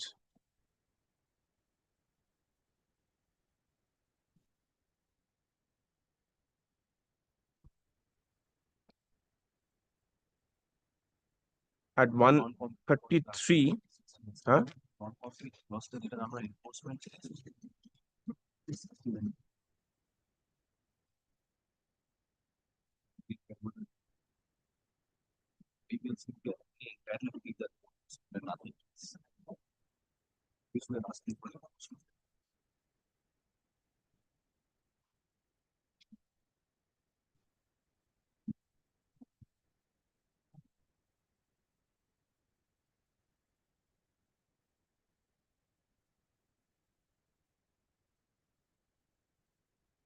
Paragraph 17, 18, no, actually 17, 18, 19. Yeah, no, 19. They refuse to perform their obligation.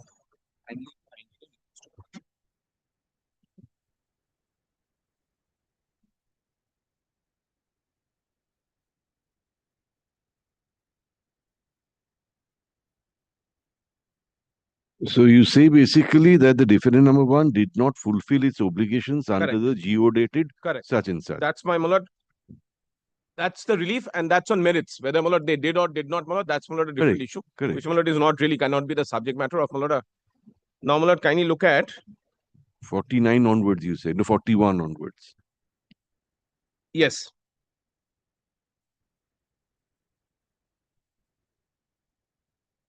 (49).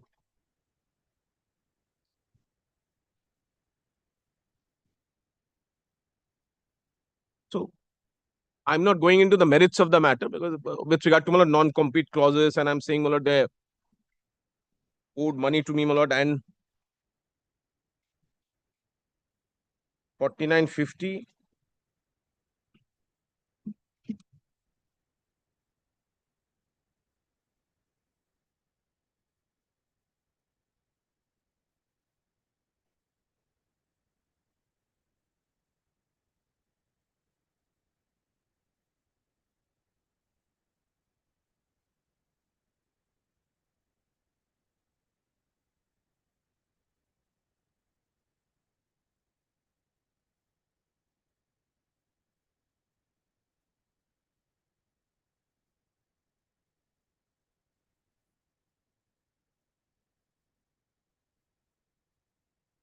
এমনভাবে paragraph গুলো দিয়েছে না একটা দেখেছি খুব confusing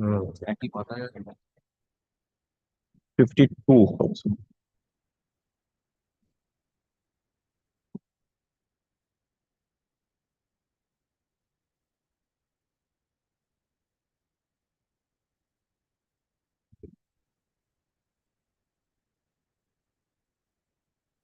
So then 56, 57, which is at page 163 or 164. It's a little confusing because they've given the typed copy immediately thereafter. 163, yes. Yes.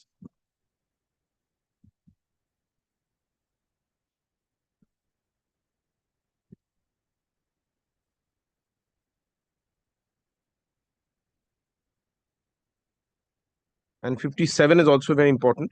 Obligation of defendant 1 to indemnify and keep the plaintiff saved harmless and indemnify in respect of all claims and demands on it by the state government is a continuing obligation. Such where the matter plaintiff is entitled to seek specific performance of such obligation and promise of the defendant 1, particularly as the plaintiff cannot have and has no obligation to pay the same or in part proportion thereof. Consequently, attachment and sale of remaining land to the defendant 1 of Topara or whatever right the defendant 1 may have over the same.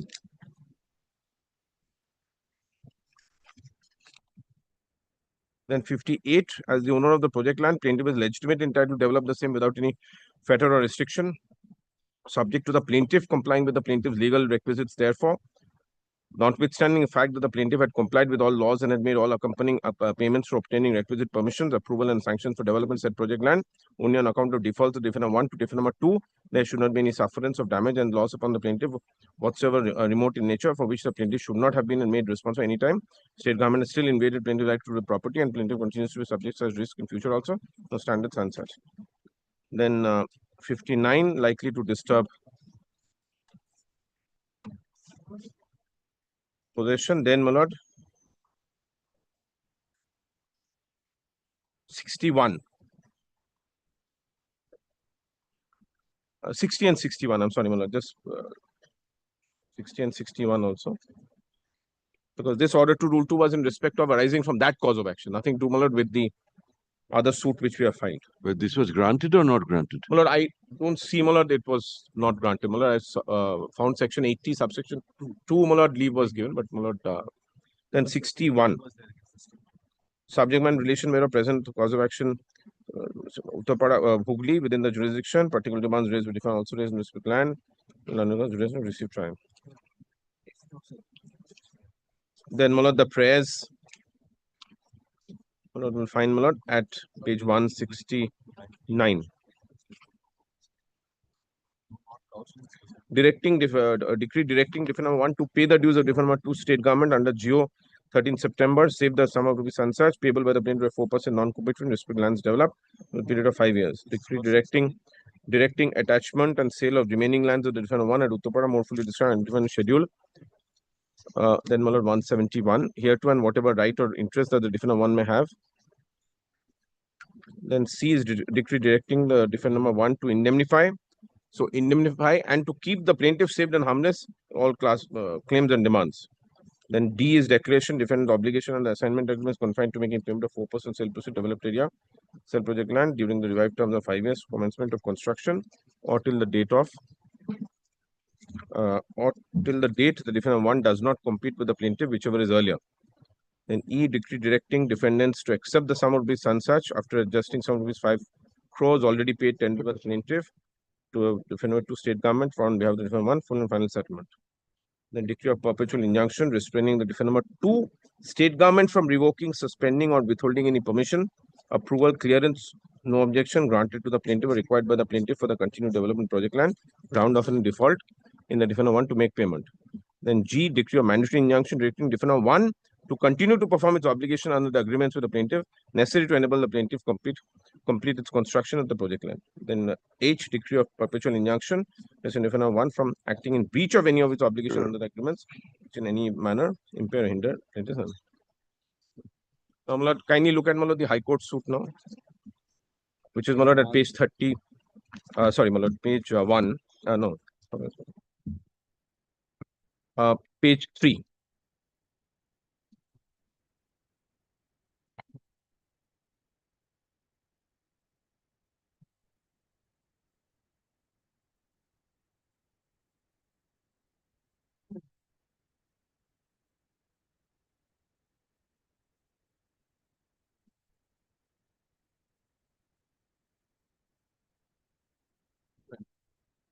Now, my lord, kindly look at page 3, Bengal Shriram High Tech versus Hindustan Motors, and 2 is Chairman Uttarpada Kotrang Municipality.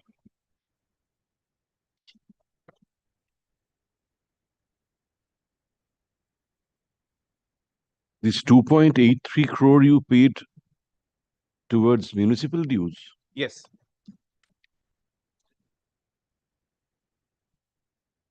It's yes, that's right. With interest, my lord, that's the claim.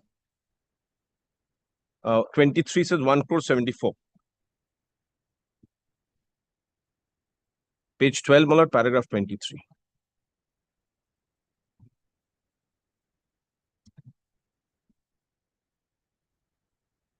And this relates to, my lord, 102.84 acres.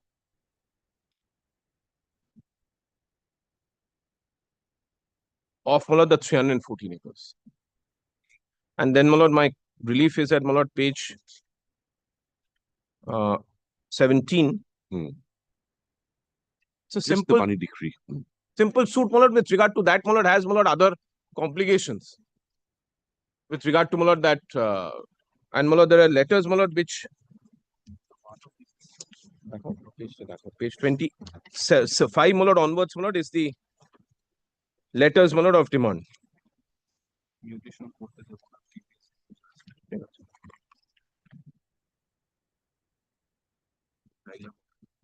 So whether, my lord, during the time of mutation, whatever dues I paid, whether on behalf of, we say on behalf of you to Kotrang, whether I'm entitled to it under section 6970 or not. That's, my lord, my pleading. Paragraph 23, my lord, of the suit is, my lord, that pleading. Now, my lord, kindly look at, my lord, the impugned judgment. No, first, my lord, kindly look at, my lord, their application at page 57.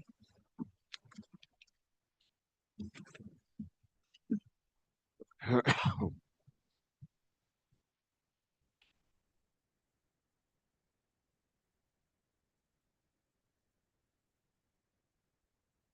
typed, my lord. The printed page, my lord. Page 57.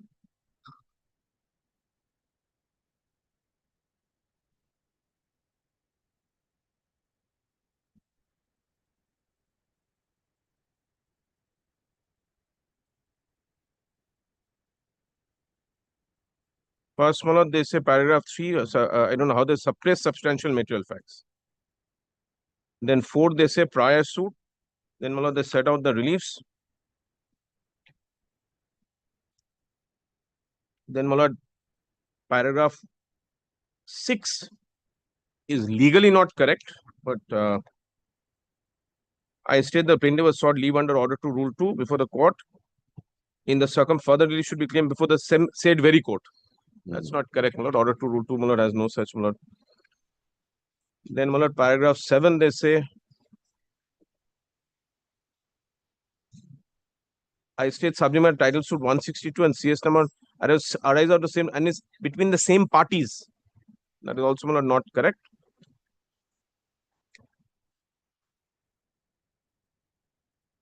Then this is substantially an issue in previously instituted suit. That is a section 10, which means, my lord, would have been stayed and not. Then paragraph 8, they say suppression. Then 9, my lord, they ask for actually, my lord, a stay.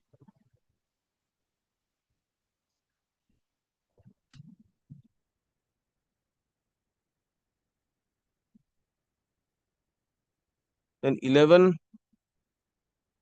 I don't know why they say, my lord, this CS should be dismissed. Alternate, they say, should be returned. So very bare application, which, my lord, also has, my lord, a prayer for stay. Only the 2 plaints are relevant for this purpose. Absolutely. And let us see what the learned judge has Yes, my lord. It is, my lord, at page 203.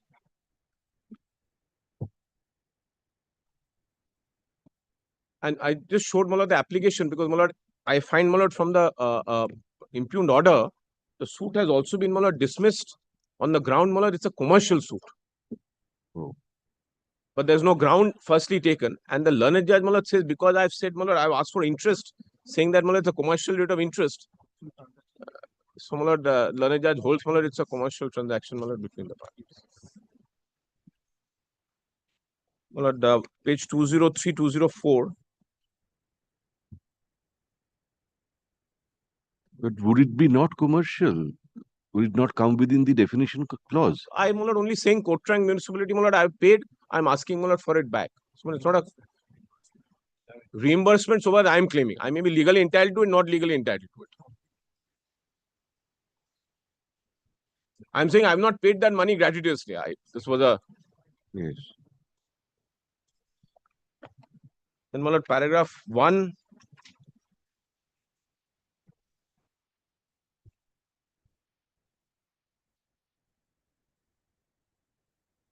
They must have argued that, my lord, that's what paragraph 1, my lord, records. Then, my lord, paragraph 2 sets out, my lord, the paragraphs of, my lord, TS 162. This is, my lord, up to page 214. Then, my lord, paragraph 3, my lord, is again, my lord, the reliefs are set out. Then, my lord, page. Please refer to the internal page numbers. Oh, I'm sorry, my lord. Of the impugned order. Page 14. Page.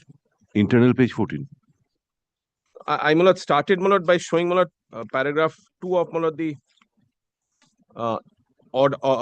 impugned order at page 2. Yes. Then, my lord, it goes up to, my lord, just I'm showing, my lord, that paragraphs have been set out. Yes, that's right. Yes. Up to, my lord, page, internal page 12. Right. And then paragraph 3, my lord, sets out the reliefs. In the present suit. Yes. This is TS 162. No, this is released in the earlier suit. In the earlier suit. Then, my lord, internal page 14. Present suit. Present suit. Then, my lord, internal page 17, reliefs. Reduce, correct. Then, my lord, paragraph 6, internal page 18, and my lord, in the paper book, running pages 220.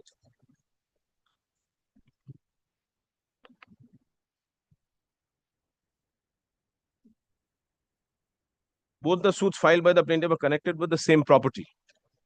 Maybe, my lord, cause of action may be different. Same documents, different one is the same. In the previous suit, the plaintiff has made the state of West Bengal service through Secretary Department of Land and Land different number 2, but presence to different 2 is the chairman, Uttar Pradesh. Both suits, plaintiff sought release in different 1 only. My lord, perhaps that's not correct because, my lord, I sought the release in the first suit against the state as well, saying they should not obstruct, my lord, my development, my lord, of the property. Plaintiff has filed the first suit on 16th August 2021, present suit on 26 May. Specific case of plaintiff in the present suit that despite receipt of letter 7th September, if one had not paid his share of dues of the property tax due to which the plaintiff land being in area of sunset and neither being separate nor mutated, plaintiff and finding no alternate, plaintiff has paid an amount of 1,74,00,000 being the share of property tax due, which is required to be paid by different 1 to different 2. Present case, plaintiff has paid for recovery of an amount of 1,73,00,000 along with interest against the different 1. Cause of action for finding in presence were already existing. Again, that is not, my lord, the issue. Already existing when the plaintiff was filed the previous suit before the learned court civil judge in the Srirampur. Paragraph 60 of the previous suit, plaintiff was pleaded as follows. My lord, this is the order to rule 2. In previous suit, plaintiff was also paid for leave under order to rule 2 and order number 1 dated 17th August. Pass the following order. My lord, this is, my lord, leave under section 80 subsection 2.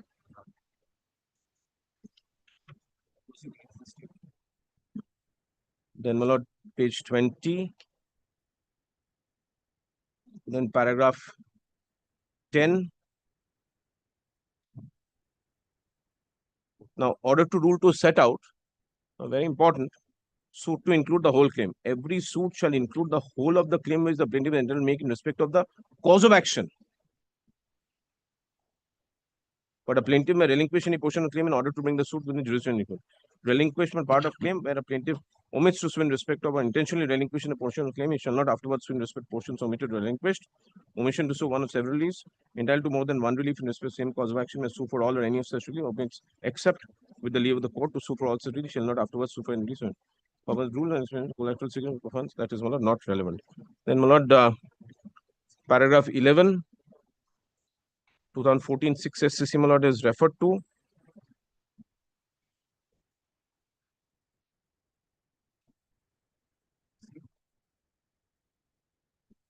My lord, in fact, if my lord looks at the coffee board, the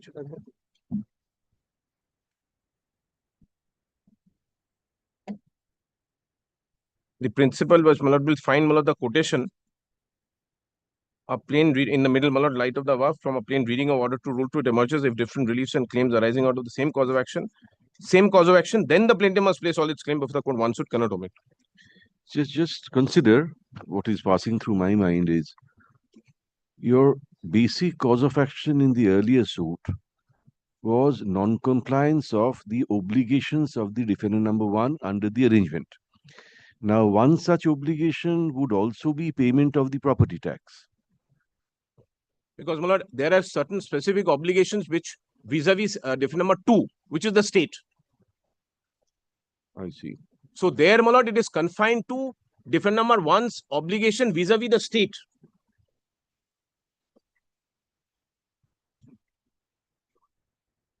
That is the specific case there. It is not the same cause of action. It is not an offshoot of that also. But you could you have not, just thinking aloud, added the municipality also as a defendant in the earlier suit and claimed this money decree? Lord, misjoinder of cause of action could have happened. Cause of action.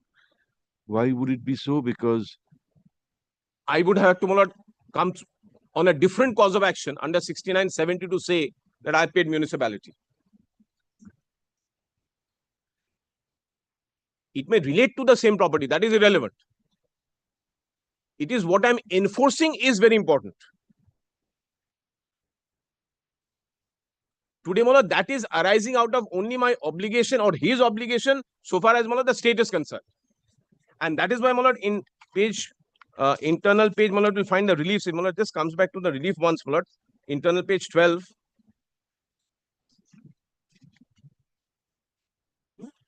Correct. Correct. My lord, kindly look at prayer A of my lord, the previous suit.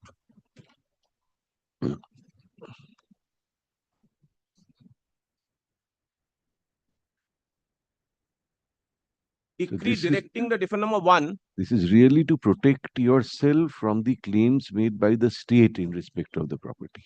Correct. Because there was question of my lord, further development, non-compete fees, my lord, sees that 4%, which I say I had to pay to them. So that is exclusively with regard to. It's not a question, my lord, today, my lord, it is not a question whether I could have combined it or not. It's really, my lord, with great respect, my lord, it's a question whether, my lord, the cause of action are the same or not. Because it says arising from the same cause of action. Yes. Order to rule 2, my lord, is a bar arising out of the same cause of action. Whether, my lord, I could have brought multiple causes of action together or not, my lord, is with great respect, my lord, that is perhaps, my lord, we are not on that question. Today, to see whether, my lord, order 2, rule 2 applies or not. Not whether, my lord, there could be a joinder of cause of action. Possible, may not be possible, possible. But the bar comes under order to rule 2. And, my lord, in any event, my lord, my suit could not have been dismissed. Kindly see, my lord, what the learned judge, my lord, does, because I'm sorry, just, my lord, since, my lord, we are on that relief. Yes, yes. My lord has seen decree directing defendant 1 to pay the dues under the geo of such. Then decree directing attachment and sale of remaining land the defendant more fully describe, identify and schedule hearings and may have a same for the provision just against the dues. Well, let's see of the defendant 1 to defendant number 2. So this entire suit is on a different cause of action. My cause of action against defendant number 1 vis-a-vis defendant number 2. And CPC says I get barred only if it arises from the same cause of action. My lord, what has fallen from my lord? Absolutely. My lord, perhaps, my lord, if it was only one defendant 1, I could have brought, my lord, 20 claims against him. That would have been a pleading for joinder of cause of action. And under, my lord, the CPC, my lord, has seen, even if it embarrasses court, the court can actually, for joining of cause of misjoinder of cause of action, again, my lord, the suit can be divided. It can't be dismissed. But you can combine any number of causes of action against the same defendant inter alia to avoid multiplicity of proceedings. Correct. And it also says, my lord, if it delays the trial or prejudices or embarrasses, then, my lord, it will be divided. Yes. Separated. It's like, my lord, having multiple tenancies, my lord, with the defendant. But if I do not combine, doesn't mean, my lord, my suit will go. That is, my lord, the great respect, my lord, difference between order to rule 2 and, my lord, a question of, my lord, joinder of cause of action. Because what the learned judge does, my lord, after that, so, my lord, the prayers, my lord, has seen, including, my lord, I'm sorry, just one more prayer, my lord, in page 13, internal page 13. Oh. Sorry. Rachin. So matter seems to have been fixed at 12:30. Oh, then you'll have to stop today. Very well. When will you come back? Tomorrow? My lord, day after, my lord. Day after tomorrow. Day after 9. Day after, I'm in some difficulty, my lord. Any other day except day after, my lord. Whenever it's convenient to your lordships and my learned senior. Oh, any, my lord, except for tomorrow, my lord, Then Thursday. Physically, it may not be, my lord. Thursday. Yes. Mr. Banerjee, learned senior advocate representing the appellant, begins his opening submission but does not conclude. Paragraph lists this matter once again on the Thursday date. Hmm? Yeah, this is totally wrong.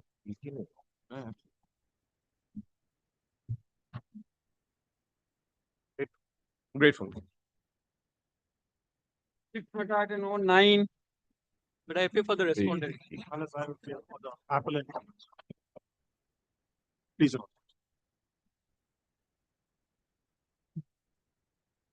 Unless we have brought the copies of the paper book, Malus, because we were directed to file the paper book. We have also brought soft copies of the hard copies of the paper.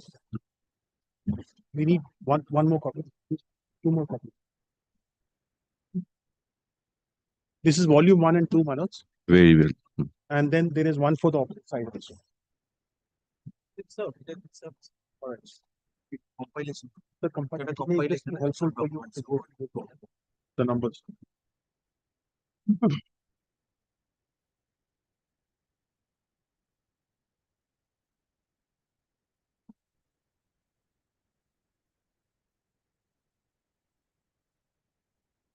May I take your lordships directly to the impugned order?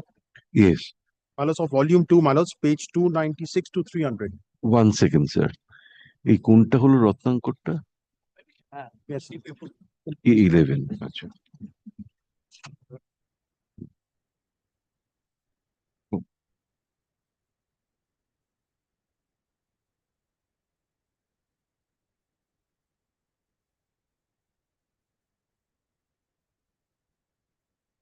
Document number 41, your lordships.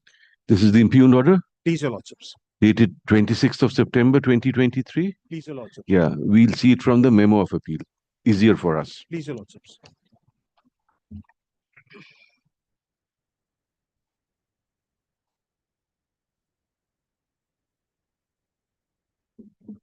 May I respectfully, Malas, if I may allowed to be read, Malas?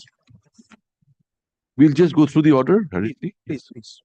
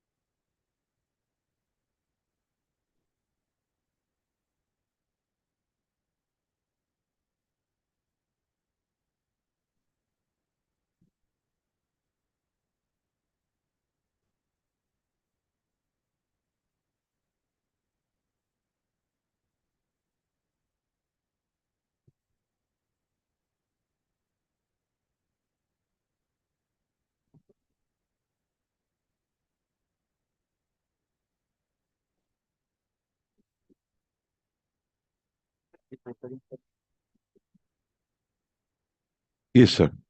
May I take your lordship directly, Malas, to order of 13th July 2017, Which is that?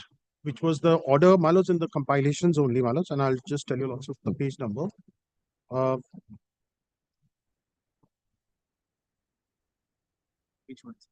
13 July 2017.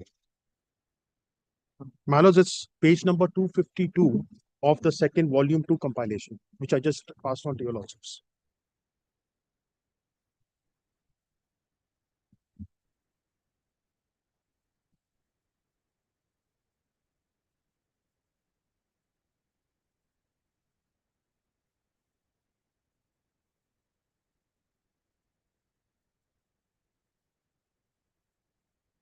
Lordship has 13th July 2017. Right, 13 July. Please, your lordships. Justice Sain's order, Malas. Yes. The court GA number 199 of 2016 is an application for amendment of an application for revocation of grant in the goods of Niranjan Das Bhatia deceased. The applicant by way of amendment wants to include additional grounds of challenge and additional prayers.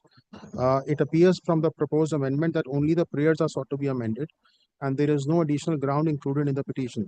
since the basic averment upon which the reliefs have been claimed are present and the said amendment would not change the nature and character of the original application, there shall be an order in terms of prayer A of the master summons. The department shall carry out the amendment within 2 weeks from the date. There shall also be an order in terms of prayer C. A copy of the amended application petition shall be served upon the advocate representing the executor within a week after the amendment is carried out. GA is accordingly disposed of. May I respectfully submit, my lord? When was probate granted? Please, your lordships. The probate was granted 23rd September 2013. 20, and I'll just take a lordship. So 23rd September, and then there was an order of 13th July 2014. There were two orders. I will take a lordships through the order of 23rd September, which is in volume 1. Which is page 54 of volume 1, my lords.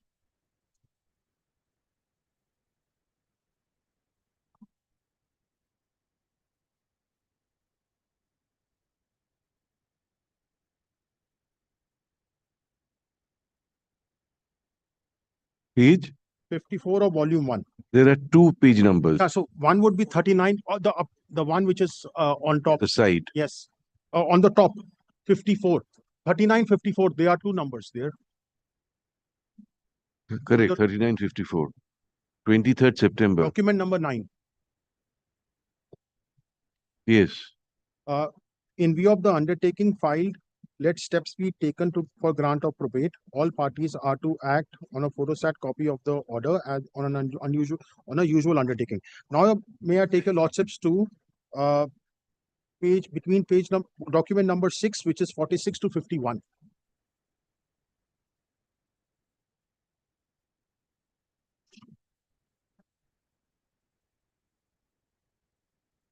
No, sir, we would like to have a look at the order of the court whereby the probate was allowed. 49, page number 49. Now there are two numbers also, 49 and 34.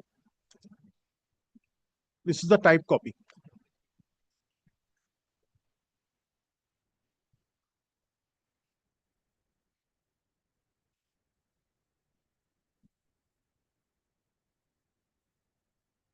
It starts from page 47. So there are type copies, and like for example, there is a handwritten version and then there is a type copy. So document number 6 starts from page 46.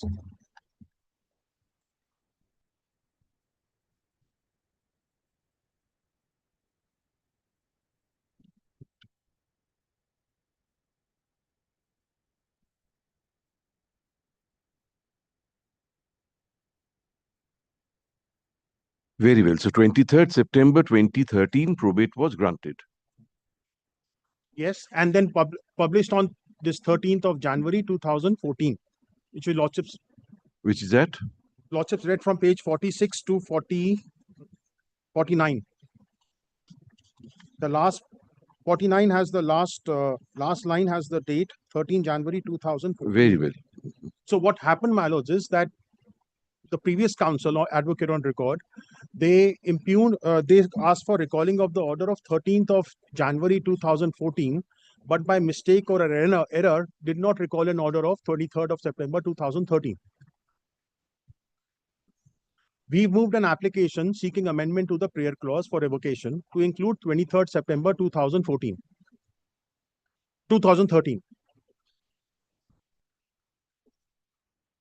Now, finally, your lordships has already reviewed the order of 13th of July 2017 of Justice Sen 220 to 221, volume 2, where he has said, okay, pay cost and the amendment be allowed.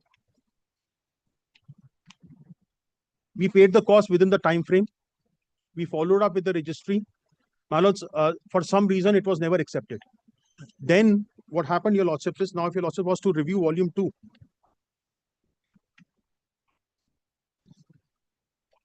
when the application, when by numerous attempts and following up with the registry, and when the amendment was not allowed, even though we paid costs, and I can show you lordship the payment receipt. Where was the order for cost? In Yes, Justice Sen's order? Cost is on page 224 of volume 2.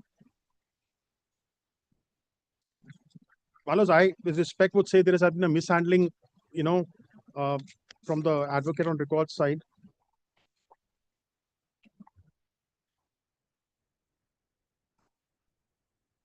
I see.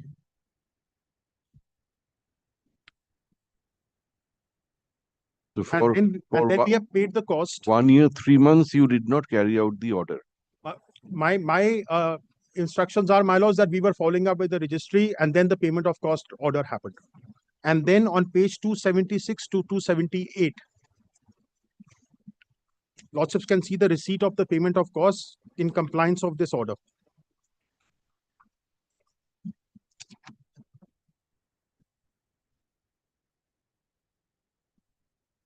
My lords, 276, the cost has been paid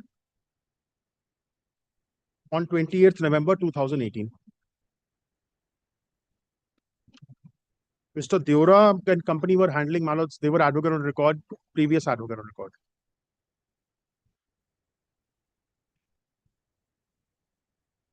So our impression was that after payment of cost, the amendment application should have been allowed. The amended prayer should have been allowed. My instructions are that despite repeated attempts, we were not able to do that. Then finally, my lords, we moved an application, which is GA number 1293, which is on page 270, which is document number 38, 279 to 292. Document number 38 of volume 2. 279. Yes, your lordships. Document number 38. Yes. Now, again, we ask for the same prayer for amendment. You do not have a list of dates, do you? I have, my lords. In fact, it's in the compilation number 1. Very well. At the top, between 6 to 12. Very well.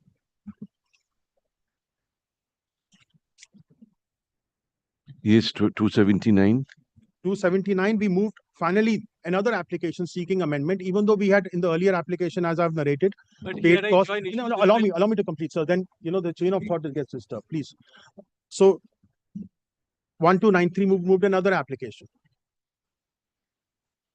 Yes. And then this application was dismissed in default. This was also an application for amendment. Yes. Same amendment that had been allowed by the earlier. Yes, your lordship. And this was dismissed in default.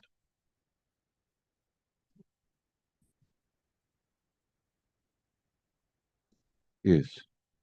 So this was a fresh revocation application, dismissed in default. And then what happened is that subsequently, Order of Justice Rao came, which instead of, we moved another application, restoring this application, seeking restoration of this application. Now, instead of restoring this application, he passed an order that, everything is dismissed, which your lordship saw in the impugned order. And I will now read the impugned order, because we moved an application for restoration of this application. Restoration of the second amendment application. 1293 of 2019, which your lordship just reviewed on page 279. Yes. Document number 38. Okay. Yes, there has been a lot of which was that GA number? GA 1293 of 2019. Restoration. Restoration. Yes, my lords.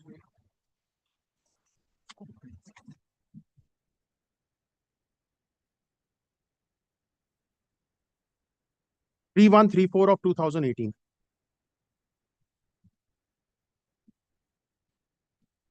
3134 of? No.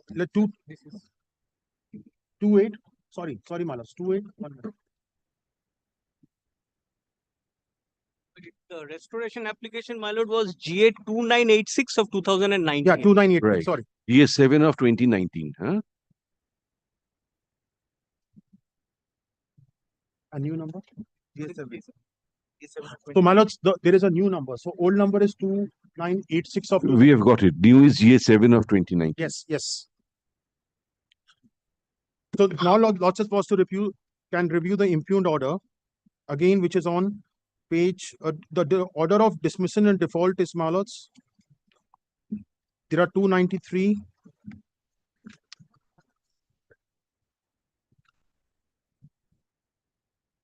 So 293 lordships, see, on volume 2, my lords.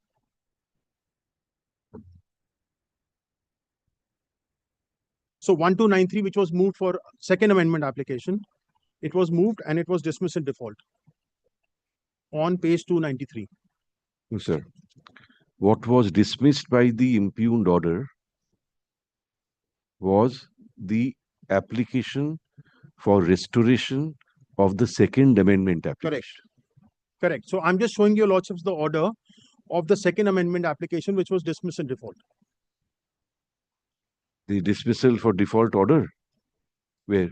Which is 293 or volume 2. It has two numbers, 293, 278. I want to just show the sequence, my lords. 293, 22.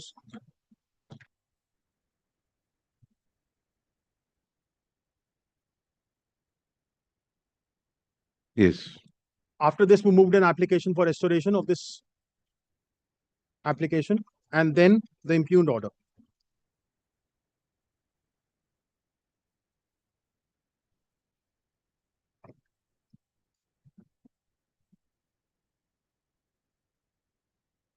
The restoration application has been dismissed, in short. In short. Restoration of the second amendment application, seeking the same amendments which were allowed by Justice Sen. The amendment was not being carried out, so you sought extension of time. Upon payment of cost, you were allowed. How would this second application lie? My lords, what happened is that even How the will first, it be maintainable? even though, so there was no order on merits as far as the second application is concerned. It has been dismissed in default. Now the question arises, we have paid the cost in the first application. We have paid the cost in the first application. We have made compliance of the order of the Justice Sen in the first application of 13th of July. No, even in spite of that, if the department failed to carry out the amendment, yes, you ought to have mentioned the matter before the learned judge, saying that in spite of we having paid the cost, yes, the department is not carrying out the amendment. That was mentioned maybe in the application, which is the Sir, second please, amendment what application. we are trying to understand, you filed an application for revocation of the probate granted. Please, your lordships. After filing, your client thought or was advised that some amendment is necessary to that application, so you applied for amendment. Please, your lordships. Justice Sen allowed that application. Correct. While allowing, his lordship did not impose cost on you. Correct. In the second later, he imposed costs on us.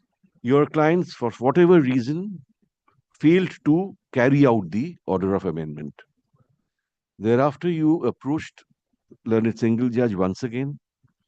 Learned judge extended the time for carrying out the amendment, but on condition of payment of cost of which was complied. 200 GMs. Very well. The point remains that your prayer stood allowed. Stood allowed. Stood allowed. Yes. And on payment of cost, because what was our duty to pay the cost with the registry, and then the amendment will be carried out. How would a second application lie for the same relief? So if the relief has already been allowed, second application should not have been filed anyway. Correct. It became infructuous and was dismissed in default for my fault or whatever the reason be. Yes. Now, as far as this particular observation of your lordships is concerned, may I respectfully submit, amendment has been allowed. Yes. Amendment has been allowed on payment of cost. Yes. We have paid the cost within the time frame stipulated by the honorable judge. Yes. Now, after that, registry had to comply with the order and give us the opportunity to allow us with the amendment. Correct. Now, what happened is that my instructions are that every time, and we are in Delhi, my client is in Delhi, and he was following up with the lawyer in here, and there was a lot of communication gap, and every time there was a phone conversation, do this, pay fees, this, that. So whatever happened, as a result of which this entire case went in a limbo. And, Manos, now we proactively took steps to basically just reactivate everything and sort out everything, Manos. So therefore, when the appeal was filed, on the last date of hearing, we were told that please file a compilation so that, all these narrations can be looked into carefully to see where the error has occurred. And when we looked into carefully, as your lordships has rightly observed, the cost stood paid. Once the cost stood paid, what was the next step? Carry out the amendment by the registry. I was told that every time we were following up with the registry, nothing was happening. Even then, the second application will not be maintainable. Correct. What your client should have done, or whoever, should have mentioned the matter before the learned judge, saying, please call for a report from the registry. why the amendment is not being. So therefore, my lords, what happened is, even in this situation, when the last time Honorable Justice Sain allowed us to file a compilation, there were certain objections in the registry also, like this paper is not legible, that we complied with all the objections. Now we said, please allow us to carry out the amendment. They said, get an order from the Honorable Court. So that's why we are approaching this. Justice Sain's division bench. Yes, previous order But was. when the memo of appeal was filed and no steps were taken for about 1 year to file any application in connection therewith. We are quite sure it was not drawn to his lordship's attention that his lordship had allowed the amendment application earlier. Otherwise, his lordship wouldn't have touched this. Anyway, today, as it stands today, sir, we have understood what you are saying. Your client's remedy was to approach the learned single judge, saying that we have paid the cost. Still, the department is not carrying out the amendment. Tell us what to do now. And his lordship would have called for a report from the registry. Please, your lordships. That would have solved your problems. But this application is not maintainable. We have no doubt in our mind. Correct. But only one thing, my lord, will kindly see once. My lord, once just. Oh, why should we hear you? No, my lord, kindly see once the application, the second application which was filed, that was not for amendment. He has filed the same application for recall of the probate. Kindly see the press. That's what my learned friend has been persuading the court till now. No. My lord, kindly see page 291. Kindly see the press for yourself. So in any way, kindly see the press for yourself. My lord. He has abandoned the first proceedings. The first application for revocation of probate is pending. He has filed a second application for revocation of probate on the same cause of action. 290? 291, my lord, of that volume. Kindly see the prayers of the second application. Yes. It's not an application for amendment, my lord. It's for the same reliefs. Now, the first application is pending. He has abandoned that proceeding.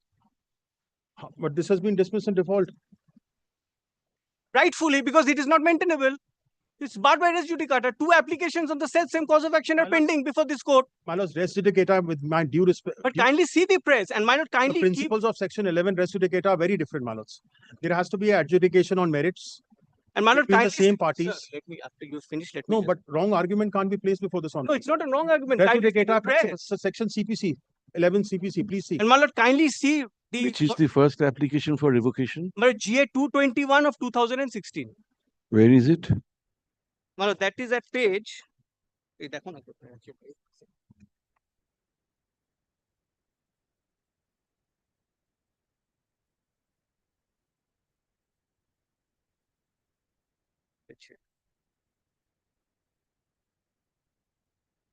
My lords, page 78 to 88. Document number 78 12. to 88, man. Document number 12, volume 1.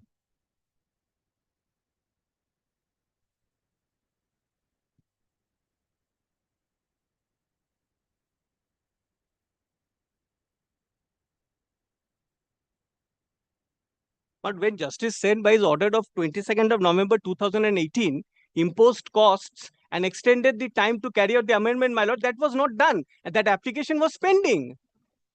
So which application was pending?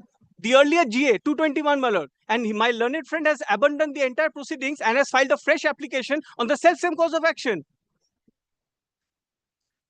Kindly see the press at page 291, my lord. It is not an application for amendment. It's for revocation of the probate. This was the first application for revocation of probate.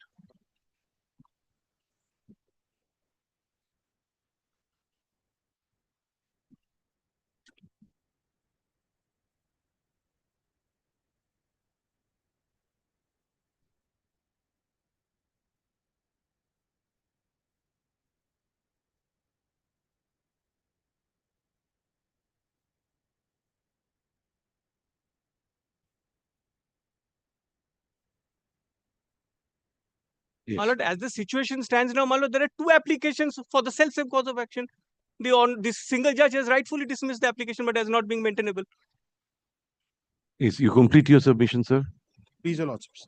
My lords, 221 application document number 12 is for seeking revocation of the probate. Yes. Now, after that, there is an application. There is an order of 13 July 2017 of 220 to page 220 to 221.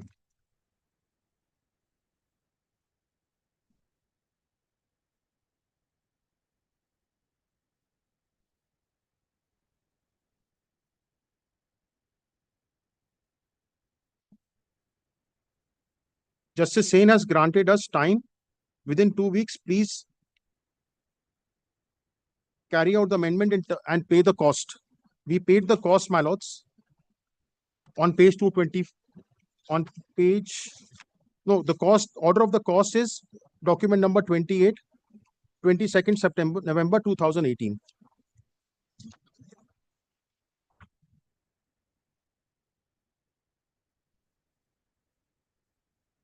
He carried out on page 224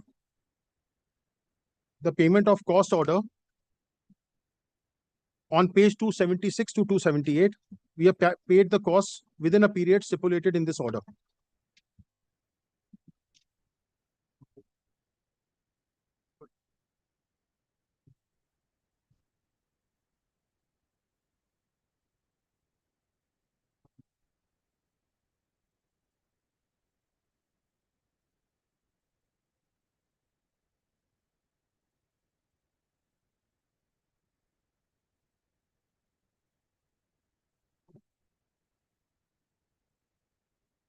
Sir, in your list of dates, if you come to page 3 of your list of dates, which is at the beginning of your volume 1. Yes, Your Lord. Come to serial number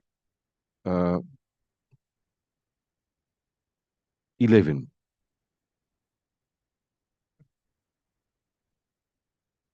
This order is page 223. No. 11 is not an order. Is it an order? It's GA 221. 221, seeking amendment of the applicant filed by the schedule of revocation dismissed by the Calcutta High Court. Page, it is page 223 of volume 2.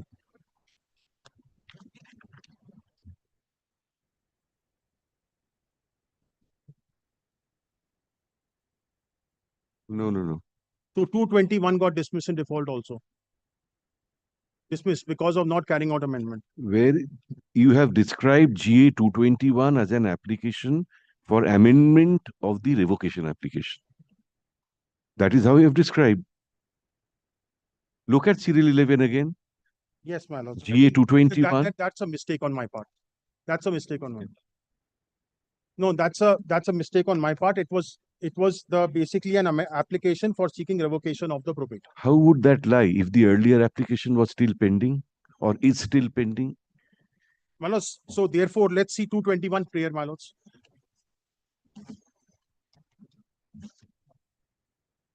Only one thing, Mr. Mukherjee, in the earlier application, there is no prayer for revocation. Stay, But that is injunction. the amendment was sought for, and that was allowed.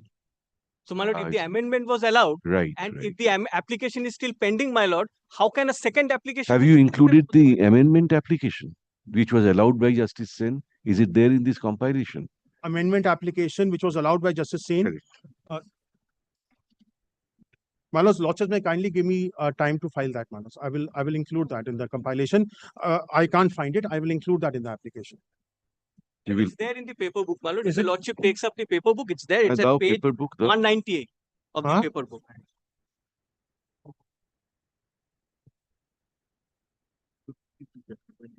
No, what he's saying, we need the application for? No.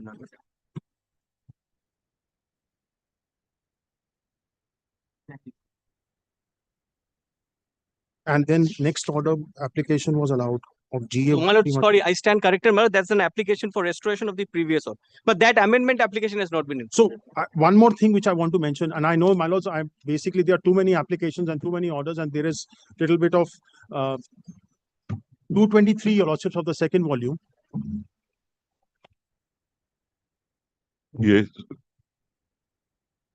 In view of the failure on part of the applicant to carry out the order of amendment that was passed a year back, this application stands dismissed. However, there shall be no order as to cause. So 221 got dismissed by virtue of this order.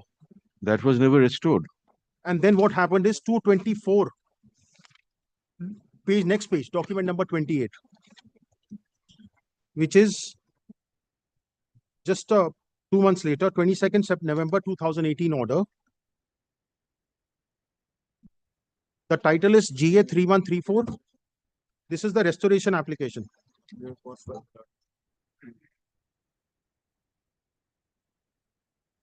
The amendment is carried out in terms of the order of 13 July 2017, passed in GA 1991 of 2016.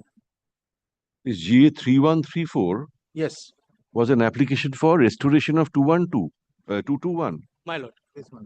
Yes. Restoration of Yes. 221. But the prayers will be at page 238 of that application.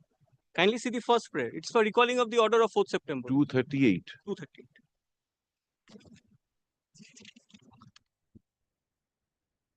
Kindly see the first prayer, my lord. Recall the order dated 4th September, by which it was dismissed. And not for default, my lord. It was dismissed Yeah, it because was he had correct. failed to carry out the amendment. Right. So this was restored, my lord, and then the order at page 224 was passed. The time was further extended. And then we paid costs within that time frame. But this was abandoned, my lord. No, sir, please, 1 minute. Abandoned? I don't, my lords, if I may see clarity, my lords. Will you carry on after the recess? Because we have to rise now. Yes, ma'am. Yes, my lord. We'll Carry come on back after the recess. recess. We'll come back after recess.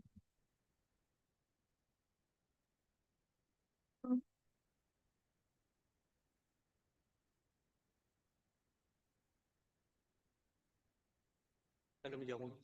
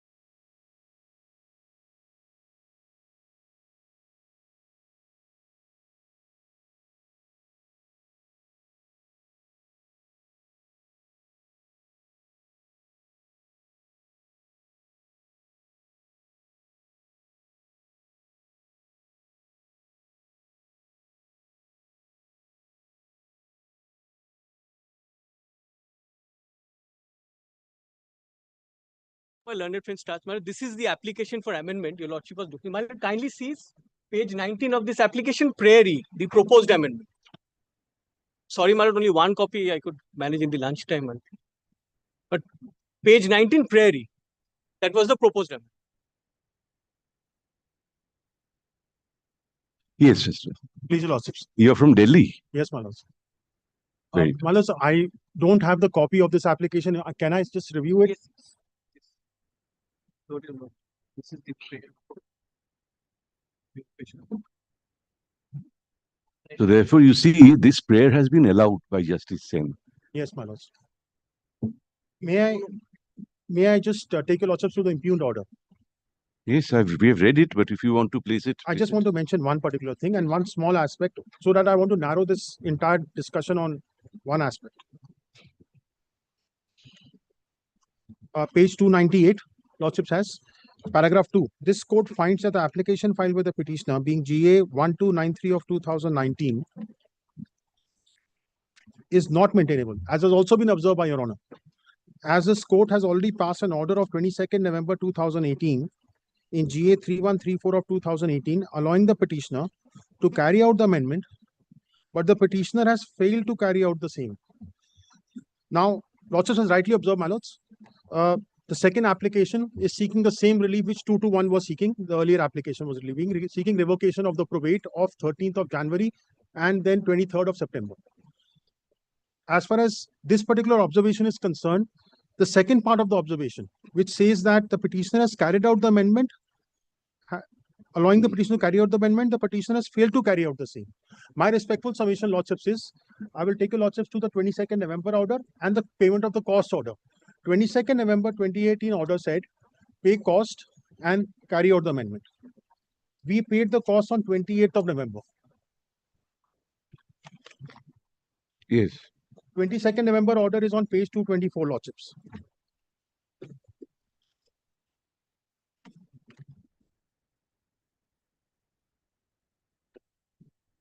Document number 28. So I was given liberty to Mr. carry out the Mukherjee, amendment. the direction was on the department to carry out the amendment upon the present appellant paying cost. Cost has been paid, nobody is disputing it.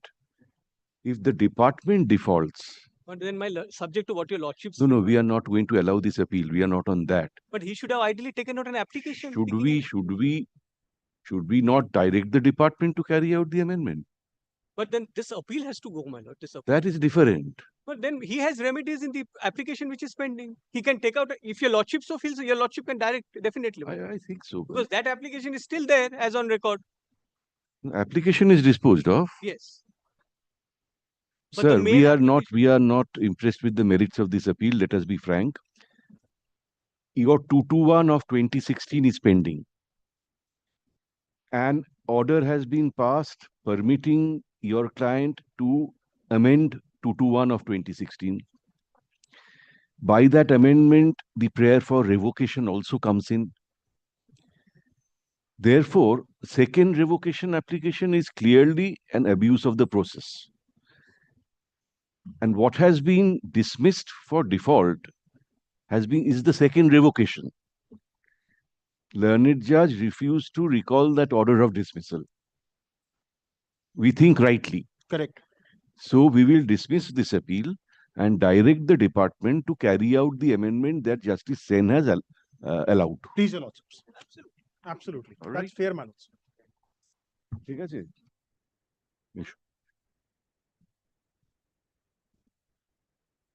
হ্যাঁ, we missing Delhi মহিলা client. এখানে কি advocacy May I respectfully submit, my lords, because lordships is giving me partial relief. May I humbly say instead of using the word dismissal, disposed of. That's all. It will not prejudice my friend also. At least my client will feel that nothing adverse has happened to him.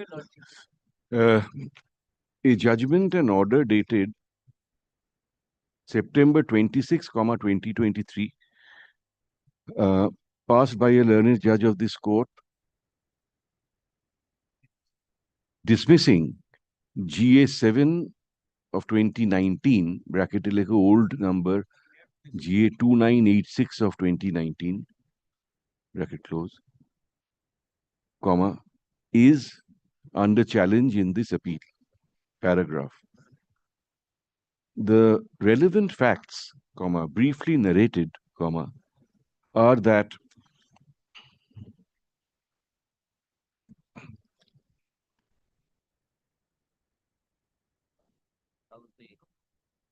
one N.D. Bhatia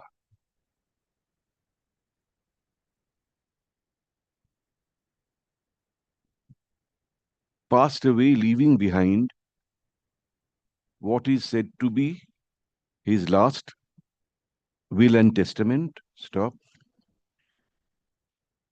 On an application for grant of probate, comma, a learned judge of this court granted probate in respect of such will. Stop. This was in 2013/14. Stop. Paragraph. The present appellant filed GA 221, not GA to hai, GA 221 of 2016 for stay of operation of the probate and for injunction restraining the grantee from taking any steps on the basis of the probate. Stop. Subsequently, an application for amendment was taken out by the present appellant for incorporating certain prayers in the revocation application, in GA 221 of 2016, including a prayer for revocation of the probate. Stop. Now, where is Justice Sen's order? But 224, my lord, is the substantive 224.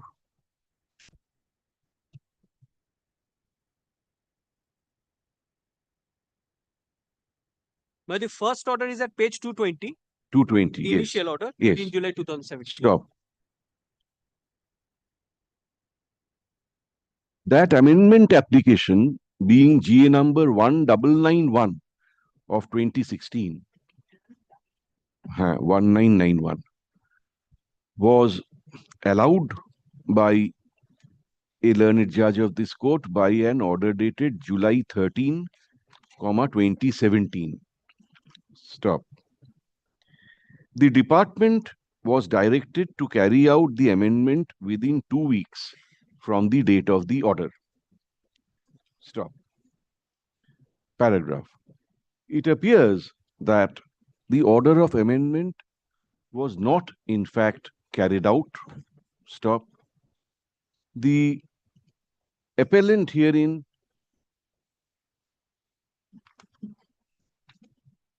approached the learned single judge with an application being GA 3134 of 2018 for extension of time to carry out the amendment. Stop. By an order dated November 22, 2018, such application was allowed on condition of payment of cost of 200 GMs to the State Legal Services Authority, West Bengal. Stop. The department was directed to carry out the amendment upon communication of the said order, as well as on being satisfied that the cost had been paid in terms of the order. Paragraph. In spite of the aforesaid, it appears that the amendment to GA 221 of 2016 has still not been carried out. Stop. Learned counsel appearing for, I'm sorry, I do not know. Are you a senior counsel, senior advocate? No.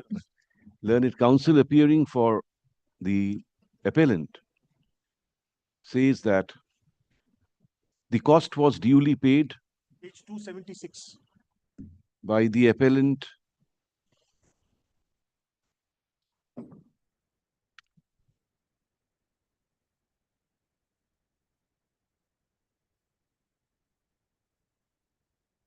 Document 37. as would appear from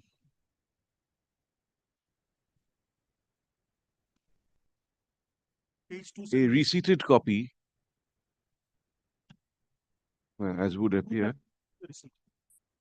278. Yes, my lords. Oh, this is a receipt, as would appear from a receipt dated November 28, 2018, issued by the State Legal Services Authority, West Bengal,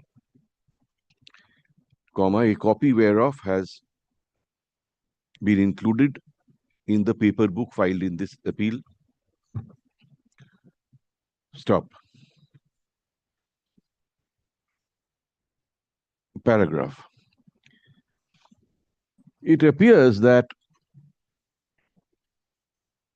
the appellant thereafter took out another application, being GA 1293 of 2019, again praying for revocation of the concerned probate. Stop.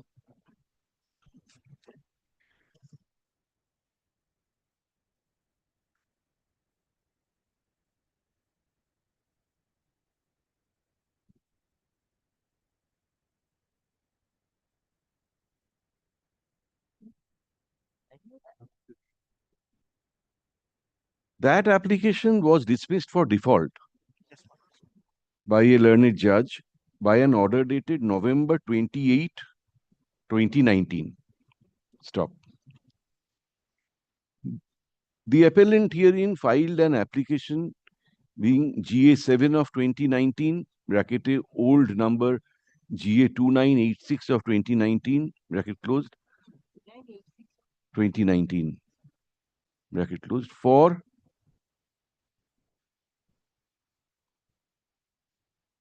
recall of the order dated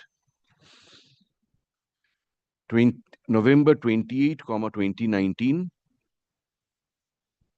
and for restoration of GA 1293 of 2019. Stop. By the order impugned, in a paragraph, by the order impugned, the learned judge dismissed GA 7 of 2019. Stop. The operative portion of the learned judge's order reads as follows. Internal page 3, a memo of appeal থেকে পেয়ে যাবে orderটা.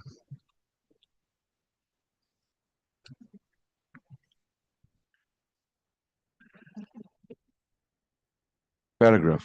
Being aggrieved, the appellant is before us. Paragraph we have heard, learned counsel for the parties at some length. Stop. Paragraph. The appellant's application assailing the probate, being GA 221 of 2016, is pending disposal. Stop. The appellant's application for amendment of that application has been allowed by a learned judge, thereby permitting incorporation of a prayer for revocation of the probate in GA 221 of 2016. Stop. In view of the same, we are of the opinion that a second application for revocation of probate is not maintainable as the same would amount to abuse of the process of court. Stop. Hence, we do not see any material infirmity in the order impugned before us. Stop. No useful purpose would be served by recalling the order dated November 28, 2019, whereby GA 1293 of 2019 was dismissed for default, since, as we have held, GA 1293 of 2019 should not be entertained, should not have been entertained at all. Stop. Paragraph. However,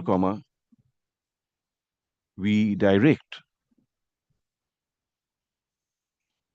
however, a learned judge of this court has allowed the appellant's prayer for amendment of the application assailing the probate.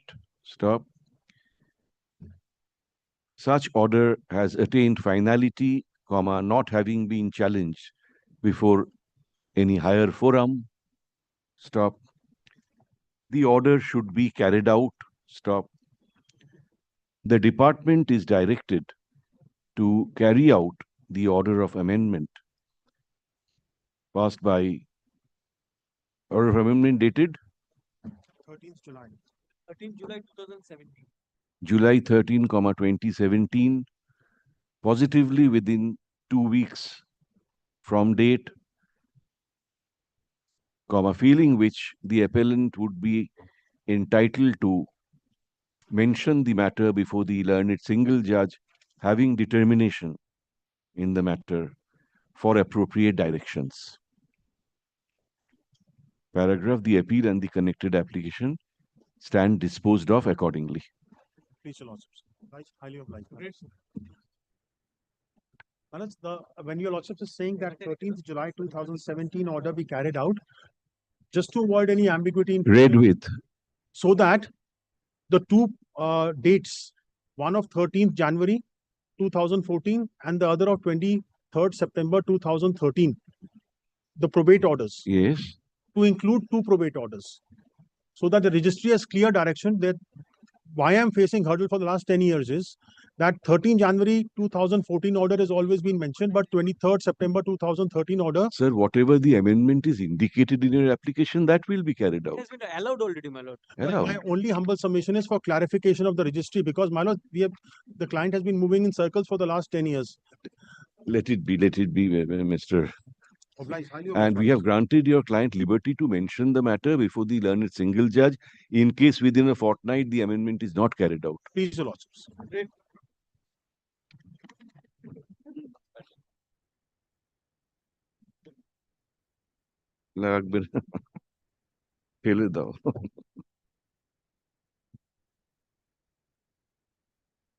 Item number 12 and 13.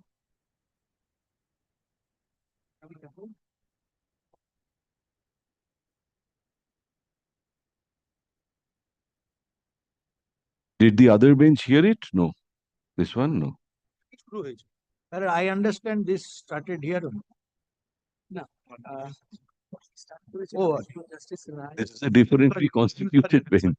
My lord, I was not there, not sure. My lord, I had started, Lordship was sitting with Justice Rai that day. My lord, I only placed the impugned judgment. No, so therefore you start afresh because this is a.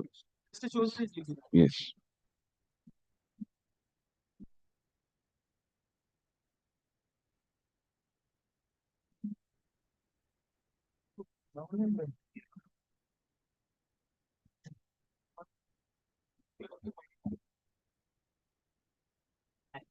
It's a permanent bench.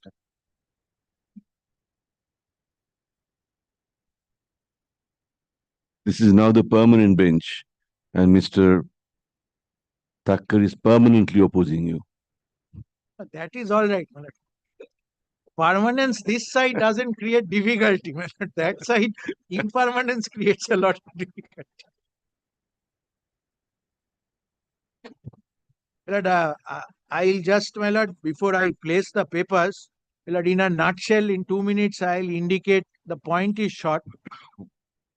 It's a challenge from a decree by which the learned judge has, my lord, upset the finding of the special referee, and my lord has come to a higher rate of mean profit and has passed a decree for that amount based on the higher rate. Now, my lord, the parameters are this. If I may indicate what are the goalposts. My lord, the property is, my lord, a property and an alley behind the juice gully. My lord, what is known as the juice gully over there, my lord? 4,000 square feet on a rear portion of first floor of the building. And, my lord, there is a small area of around 120 square feet. It's a staff quarters. Now, the plaintiffs, the only evidence which was before the special referee was that of the plaintiffs. My learned friends. The special referee, my lord, took into consideration the other aspect, my lord, even before the special referee, my lord, the surveyors who were there, surveyors took into consideration two premises both on Chorangi Road. One is of Bata and the other is of Reliance, which had, my lord, the lease documented value was around 106 or 7 per square feet. So, the special referee, after considering the various disadvantages of the suit property, comes to a conclusion that the mean profit will be rupees 60 per square feet. And, my lord, the period in question is, my lord, we are looking at a period of March 2018 from the date from which my clients were held to be a trespasser because of the expiry of the 106 notice. And ultimately, my lord, the property was left by my client on 15 June 2023. So roughly, we are looking at a period of 5 years. But of course, COVID intervened, but that will perhaps not have a bearing over here, but be that as it may. So special referee gives an adjudication of 60 rupees per square feet for the main 4,000 square feet occupation, and 20 rupees per square feet for that staff quarters. As opposed to, my lord, the primary evidence of 109 rupees per square feet for the main and around 80 rupees per square feet for the staff quarters. That was what the valuers, my lord, considering the two documents in question, had opened. Now, my lord, after the report of the special referee, my clients challenged the special referee's report to the extent of that 60 rupees finding. That was challenged. And my learned friend's client also challenged the special referee's report, saying that it is too less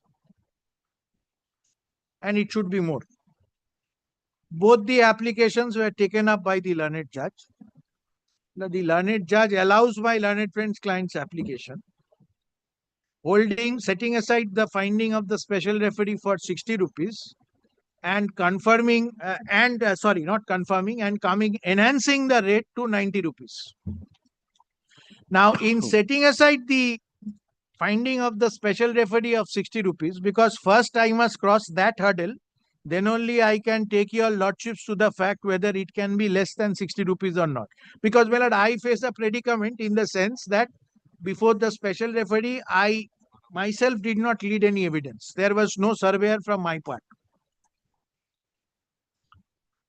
So, my lord, the only reasoning on which the learned judge set aside the finding of the special referee is that the special referee, while reducing the figure from 109 or whatever was the figures were to 60, did not give any reason. This is the only finding for not accepting that. Now, the learned judge increases 60 rupees to 90 rupees, and I straight away come to the impugned order. My grievance is the learned judge, if that is an error, my lord, this is a more fatal error. The learned judge commits the same mistake with respect. That this learned judge does not give, lordship will not find any independent reasoning other than, my lord, the omnibus observation, old building, this and that, proper prime area, good locality and all that. Why it will be from 60 to 90? This is, my lord, where we stand. These are the parameters. Straight away, lordship will kindly come to the impugned order, which is in volume 3, page 404.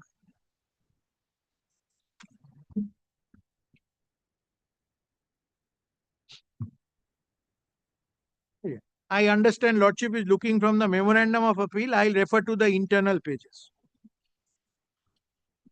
Now, my lord, I just trouble your lordship with the first line. Lordship will find the two GAs.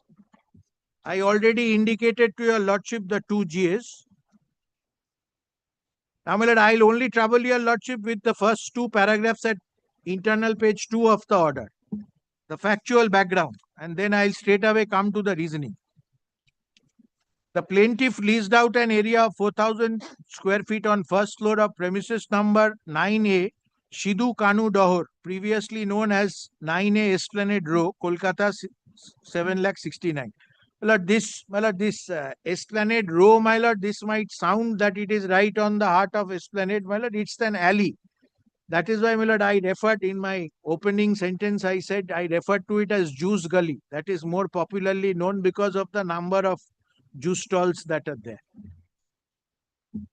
With 120 square feet of staff quarter at the rear portion of a building in favor of Messrs. Rajashri Pictures, a sister concern of the defendant, in terms of lease of 27 November, period 25 years, commencing from 1970.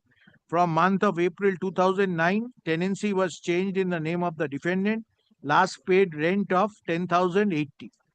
Tenancy, but these are admitted facts. Then, my lord, determination in terms of the notice of 13 February 2018, my lord, 15 days expired sometime around 17th of March. So, my lord, 17th of February. So, my lord, we are looking at March 2018 and we had left it at, my lord, June 2023. This is the year in question.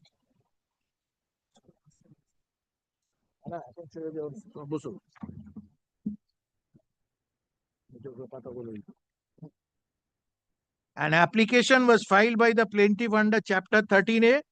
In terms of the order dated 4th September, defendant was directed to pay occupational charges at the rate of 10,000 per month within 7 days of every month. Defendant was also directed to pay arrears within 30th September 2022. Then, my lordship will find, my lord, the identity of the special referee who was a learned advocate of our court has been disclosed. Now, will it kindly come to the last paragraph of at page 405, internal page 2.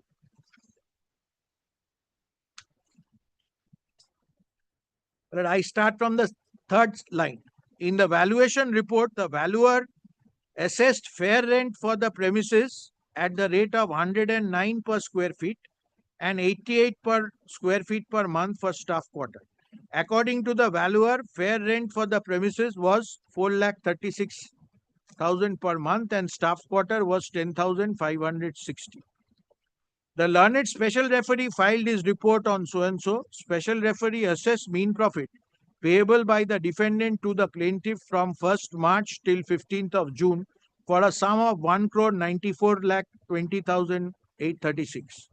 Rent payable per month in the year 2018 is 2,42,400 and for a month in the year 2023 is 3,90,387. In other words, the special referee assessed mean profit at a rate of 60 rupees per square feet per month in the year 2018 and for the premises and 20 per square feet per month for the staff quarter. Mean profit was to be increased by 10% annually. And, my lord, GA5 is by the defendant and GA6 is by the plaintiff. Lord, these are the arguments. I do not trouble your lordship, my lord, with the argument. Kindly straight away come to internal page 6.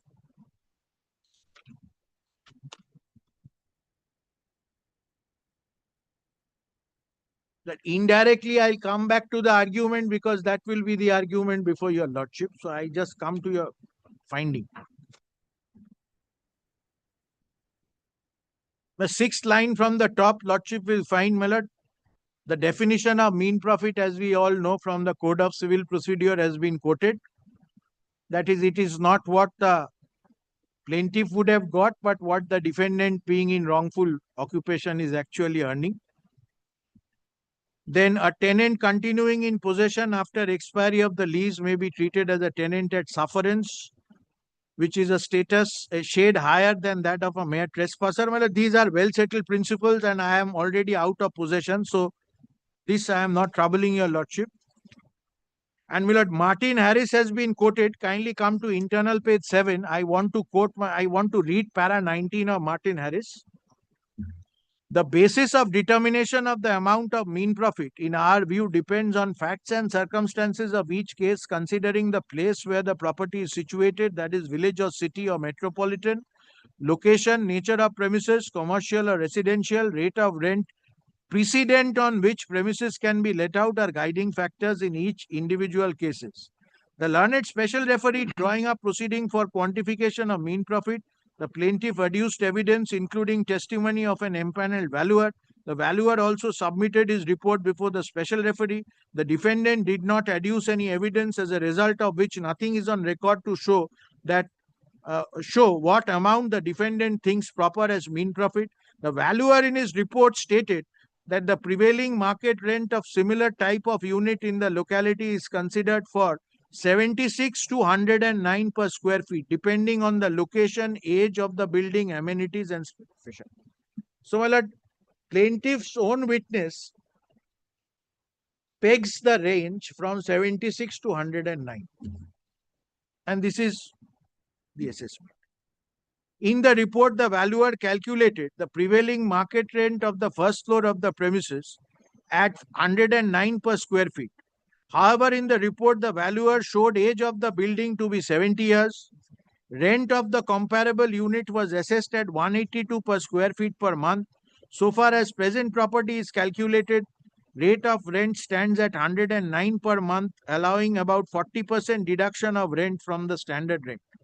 The learned special referee, however, discarded the report of the valuer on the ground that the valuer was not quite confident in what he is saying, and further, there are instances where he corrected himself later on. Thereafter, the special referee took the burden of assessment of rent on his own shoulder and calculated at a rate of 60 rupees per square feet for 4,000 square feet area and 20 rupees for 120 square feet staff quarter. Now, this is important. There is no manifest proper reason mentioned in the report of the special referee as to why the valuer's report should not be accepted.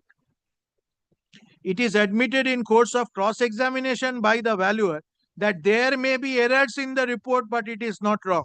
So, this part is noticed, that in cross-examination, the valuer admits about errors which were pointed out. It is also stated by the valuer in course of cross-examination that the present rate of rent in suit's property is less than the market rent. However, the report of the valuer suffers from one setback. The valuer noted the age of the building to be 70 years, whereas it is more than 100 years, although it may not look so according to the valuer. So, my valuer proceeded on the premise it is 70 years when it is actually more than 100 years.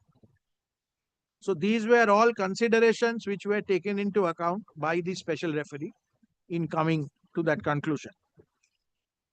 There might be an error in calculation, but that does not render the report infirm.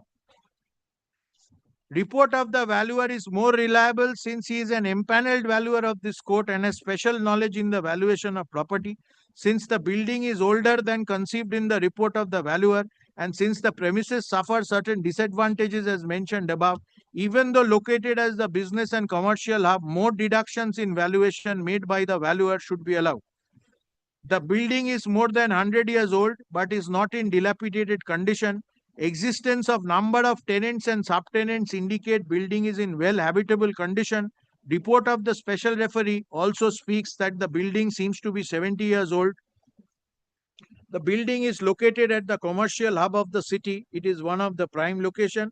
After hearing rival submissions and going through the material documents, This court is of the opinion plaintiff is entitled to mean profit from the defendant as follows. Pay mean profit at the rate of 90 per square feet per month. And Millard, for the staff quarters,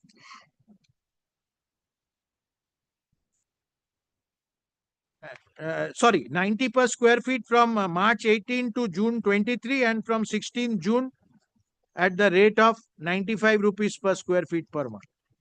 But well, I don't know the second. Second is perhaps infructuous because we have. It will be only for a few days because we have vacated. I am told we have already vacated the property in June 2023. So far as 120 square feet staff quarter is concerned, defendant shall pay at 60 rupees per month, and rate will be 65. Mean profit will be treated as principal sum. It will carry an interest of 8% from first month.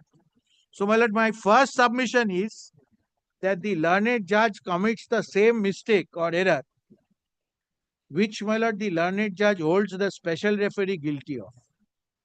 That is, there is no reasoning why from 60 it is being enhanced to 90, or where did the special referee go wrong so as to add another 30 rupees per square feet. My lord, Lordship will find, my lord, at internal page 8, my lord, some general statements are there, but three facts are admitted. That valuer had treated it 70 years old building. But my lord, the learned judge takes into account it is more than 100 years. And other than its prime locality and commercial hub, which were, my lord, there nobody is disputing. But my question is, the reason, my lord, that is of course the subject matter of the other application, provided, my lord, I first have to open the doors so far as this order is concerned. Because, my lord, in terms of this order, my lord, they have filed an execution, and pursuant to orders of the executing court, my lord, I have already, my accounts are injuncted to the extent of 3 crores. 3 crores and odd rupees. Even if, my lord, we go by the special referee's report, my lord, it will come to 2 crores and odd. 2 crores and odd. So, my lord, that it is already created because, my lord, there was no stay.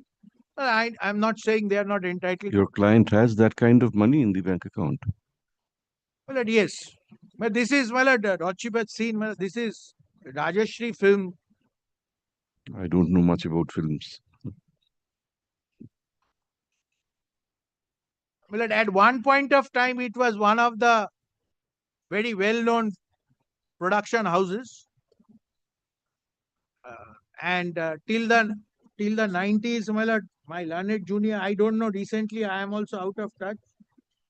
But my lord, the last film which I can keep track of, my lord, in the 90s, there was a film which was the debut film of Salman Khan, my lord. It was Maine Pyar Kiya. It was in 80s, late 80s. All right. For what purpose they were having properties here, that I do not know. But my lord, they are. No, but I withdraw the question actually, because unless your client was affluent, they wouldn't be able to brief you. No, my lord. Calcutta, my lord, Bombay lawyers and Calcutta lawyers, my lord, the fee structures are completely different. Anyway, carry on. My lord, I come back to page 8. If Lordship sees, my lord, the last subparagraph, the defendant shall pay the plaintiff mean profit at a rate of 90 per square feet. Now, my lord, Lordship will not find in the interregnum pages from 6 to 8, Lordship will not find a single finding why, my lord, from that 60 rupees is getting enhanced to. Mr. Thakkar, one, you have to answer this query of ours. Why 90 then? Why not 85? Why not 95? Had it been 107 or 109, even then we would have understood that the valuers thing has been accepted. But this prima facie appears to be arbitrary. Address that issue. So, my lord, this is the first point of attack. Now, my lord, Lordship will kindly come to the valuer's report, which is at page 62 of volume 1, exhibit J.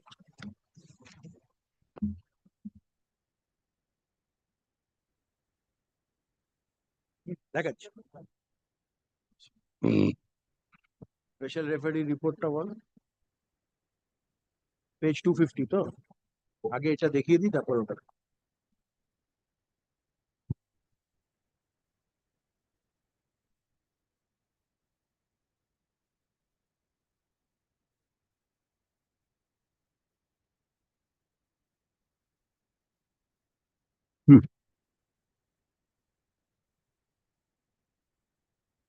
কোথায় গেল কোথায় গেল পালিয়ে গেল না তারপরে কি page 62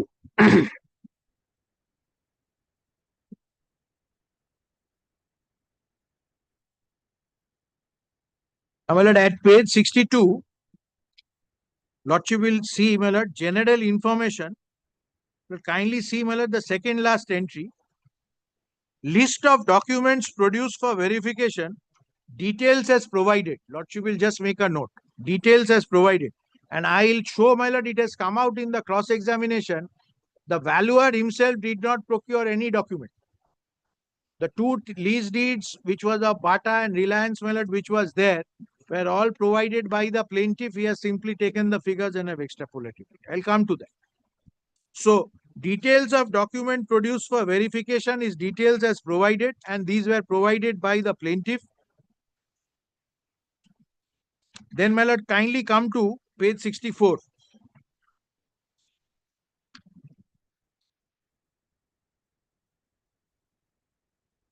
That item number 9. Instances of sales of immovable property of the locality. Now, my lord, sale of a property, he has taken instances of sale. I'll come to that. My lord, two properties have been mentioned. One, Lordship will find, I don't know whether Lordship can read it. It has been noted from deed number so and so, where it was mentioned that number 15/1, Jawaharlal Nehru Road, Kolkata, 7,13,000, ground floor, 3831 square feet and 900 square feet. Rent is so and so. This document Lordship will find at page 147. Kindly straight away come to that. 147. I'm sorry, 147. This is a question relating to this document. 147 cannot look at.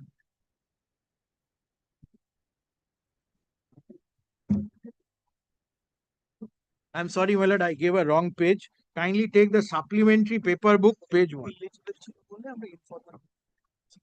Because it was, the supply copy was illegible, my lord, we subsequently made a supplementary informal paper.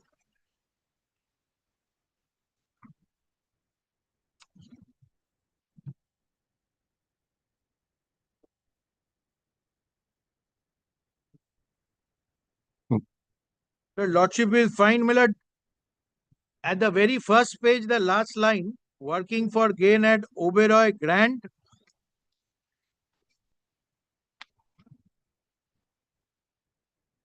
And my lord, page 3, recital B.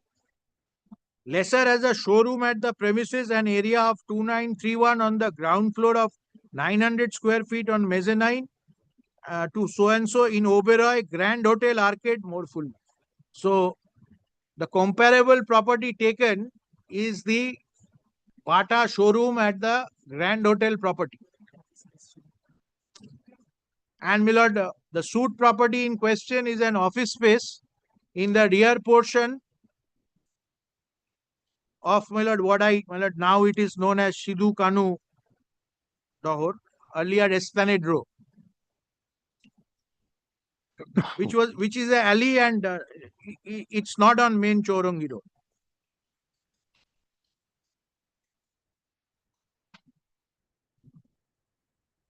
And this is, my lord, kindly see, my lord, the second most important aspect. Page 1, if Lordship is pleased to come back. My lord, kindly see the date of this document.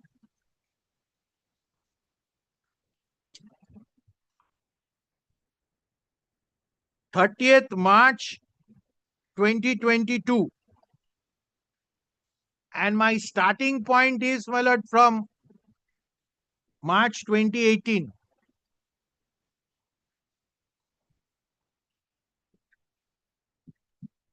This is, my lord, another very important aspect.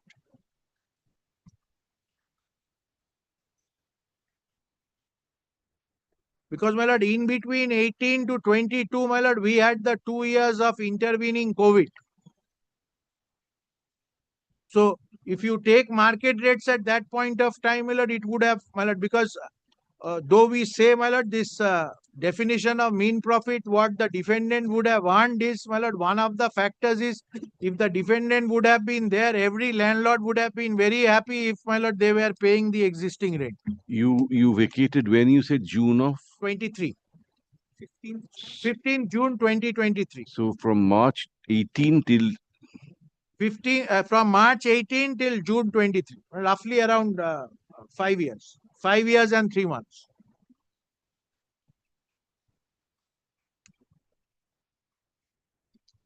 But I come back to page 64, volume 1.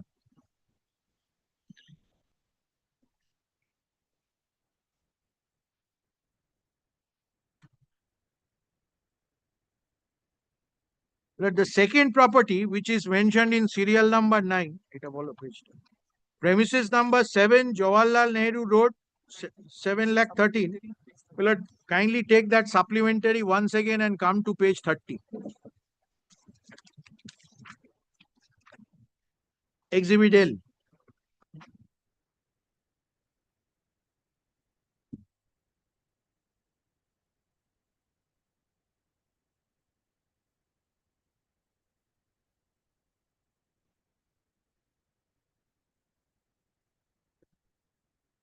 This is also, this is in the LIC building.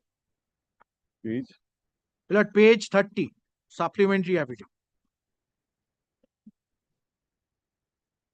7 Jawaharlal Nehru Road, it's what we call the LIC. The Lordship will see the date, it's 5th September 2019.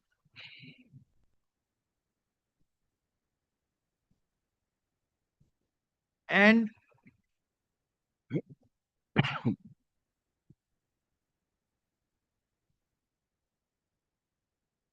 the lessee is, my lord, Reliance Retail. Lordship will find that at page 31, right at the top. Yes. And my lord, after the recital, my lord, where the addendum starts after witnesses, which is the second last paragraph of page 31, Lordship will find, my lord, kindly see the area. 9452.60 square feet on the ground floor, and my lord, are further 4,000 square feet on the mezzanine.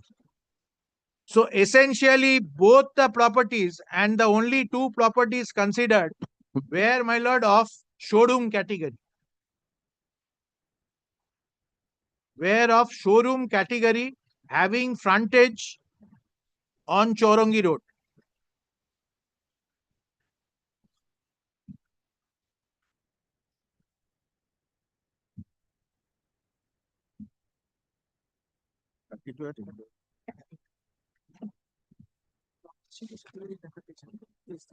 And my lord, this was a 5-year lease. But and my lord, both these are, my lord, leases which are, my period in for consideration is 2018. One is of 2022. This is slightly better, 2029, 2019.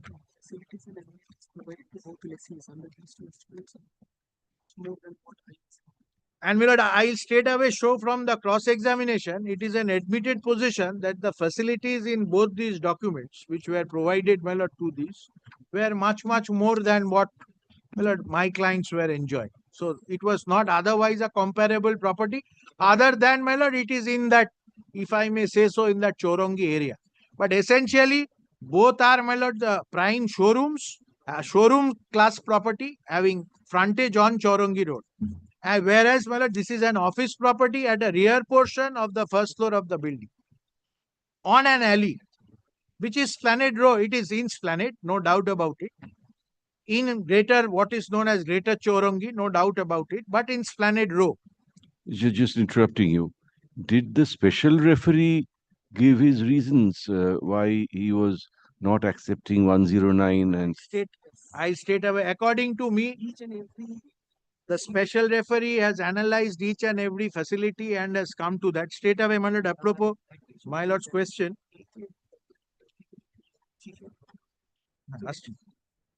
My lord, I was at page 64. I just show your lordship, my lord, two further pages before I straight away go there, Chief asked. But kindly come to page 65.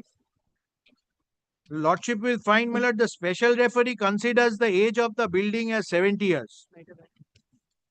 I'm sorry, the valuer's report. Part of the valuer's report, item 12, average age is 70 years, which is an admitted position. It is more than 100 years.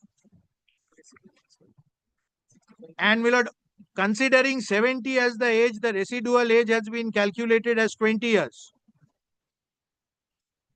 So, if 70 and 20, 70 being what he is assuming, and 20 being what is the residual year, 90 years? Building. What is average age?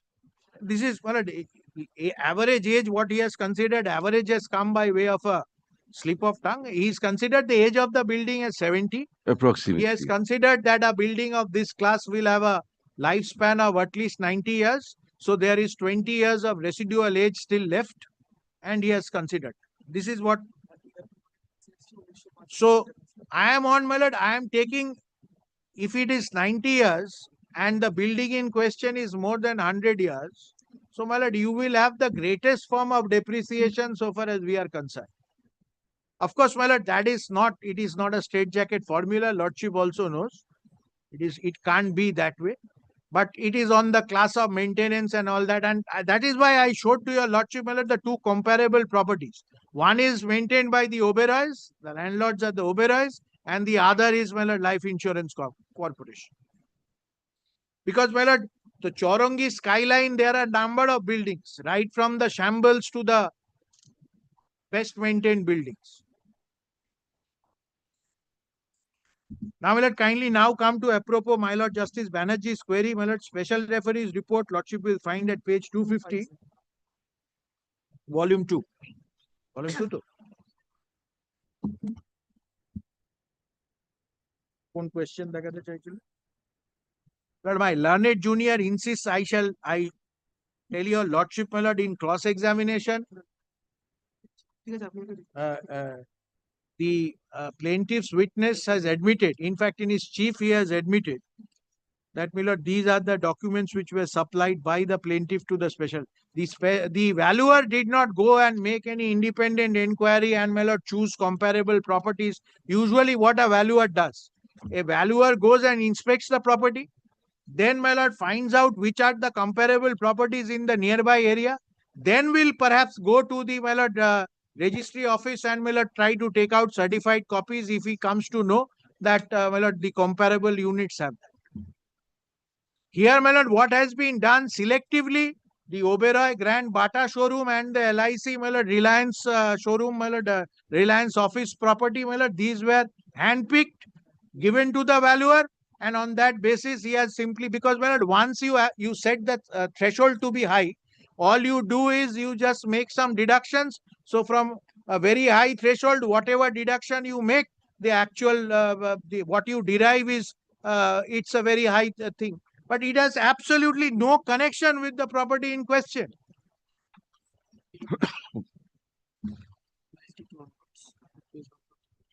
My lord, just quickly for reference, my lord, 144 volume 1. I just show your lordship, my lord, 4 or 5 questions. Volume 1.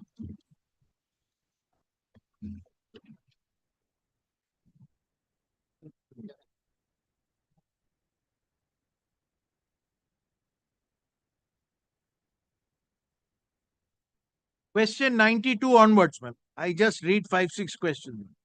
I am drawing your attention to the two deeds referred to under the heading enclosures at page 8 of Exhibit D. What are these deeds? These are the reference deeds mentioned in the valuation report. When did you apply for certified copies of deeds? I requested one of the advocates, Victor Moses, to get the deeds for me. How was such request made verbally? What was the cost for obtaining the certified copy? Cost of the certified copy is mentioned in the deed, but I forgot the amount. Whom did you pay the cost? I have a friend there and I have spoken to him. What is the name of your friend? Possibly Shoptorshi. Is your friend an advocate? Yes. How did you pay your friend? I cannot remember. Are the original certified copies of two deeds referred in Exhibit D disclosed? It was disclosed by Mr. Nitin Kumar Jain separately later on. So Mr. Nitin Jain had the original certified copies with him? Yes. When did your friend apply for the certified copy? Do you remember? No. When did you ask your friend to give you certified copy of the two deeds referred in page 8? Then, my lord, witness volunteers, I want to change my stand as my friend could not provide the deeds. It was given by Nitin Kumar Jain. When he was cornered, my lord, at least he is truthful enough and he says that 103. Therefore, I take it that Nitin Jain, the director of the plaintiff, provided you. Yes. This is the valuer's Cross-examination. So, my lord, initial impression is given as if I applied for the certified copy and I have got it and I have picked up the premises. In cross-examination, it is now absolutely clear Nitin Jain just hands over and he has just taken the deed and extrapolated. In fact, my lord, I shall show from the cross-examination, the valuer in fact did not visit the site also. That also has come out from the cross-examination. But I'll come back to that. But apropos, my lord Justice Banerjee's query, kindly now come to page 250 of volume 2, which is, my lord, the valuer's report.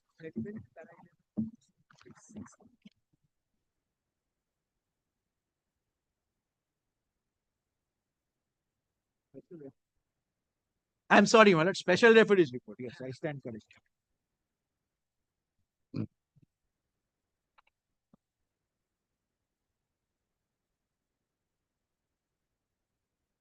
But I skipped the opening paras.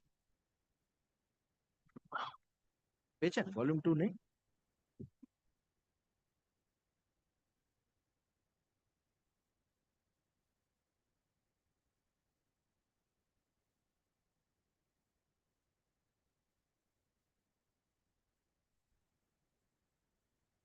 That I take your lordship straight away to page 255, which is internal page 6 of the special referee's report. Well, at paragraph 11.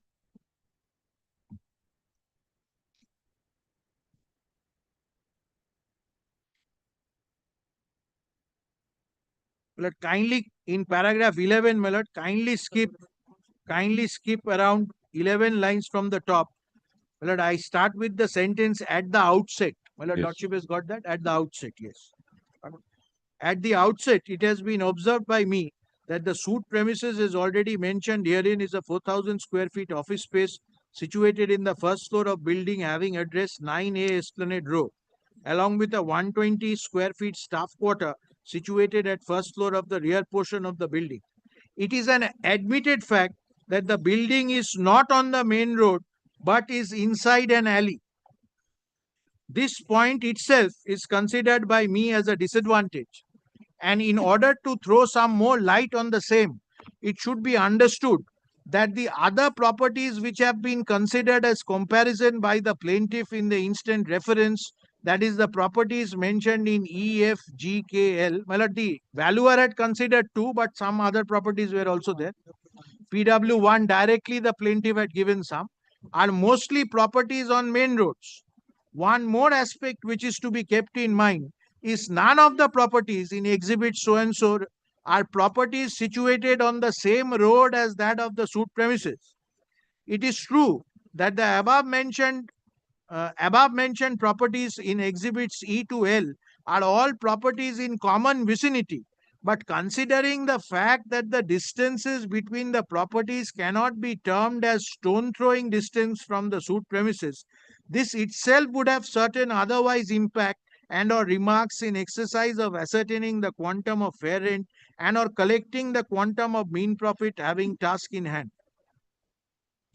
But it should be computing, I think.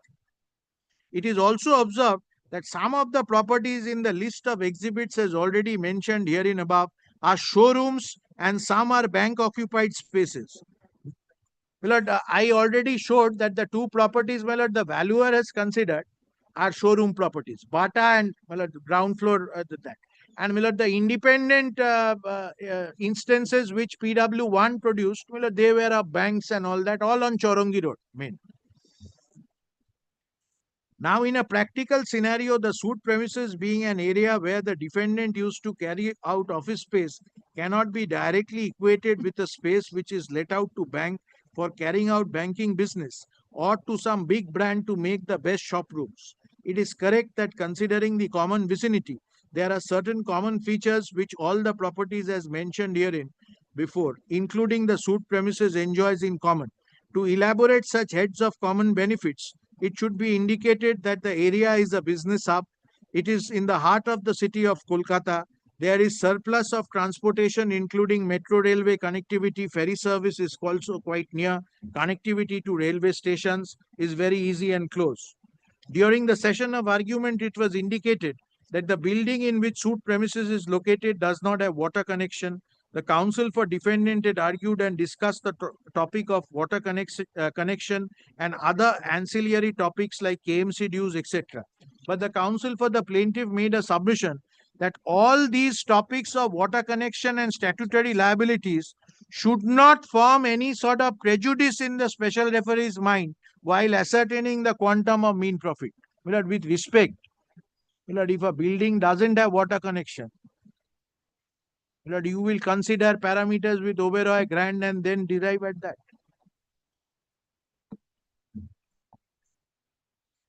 However, irrespective of the fact that a special referee, I need not go into the root of such statutory obligations, but I cannot negate the fact that there is no water connection in the building.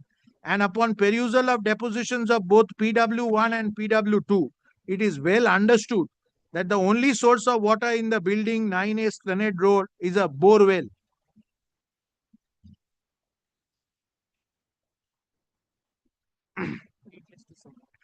Needless to say that in the present times and considering the rush of one's fast life, water supply is a very essential amenity, and without connection for the same, and in a situation where one has to draw water from borewell and further without a water connection, it is not a very advantageous situation for the occupants of the building.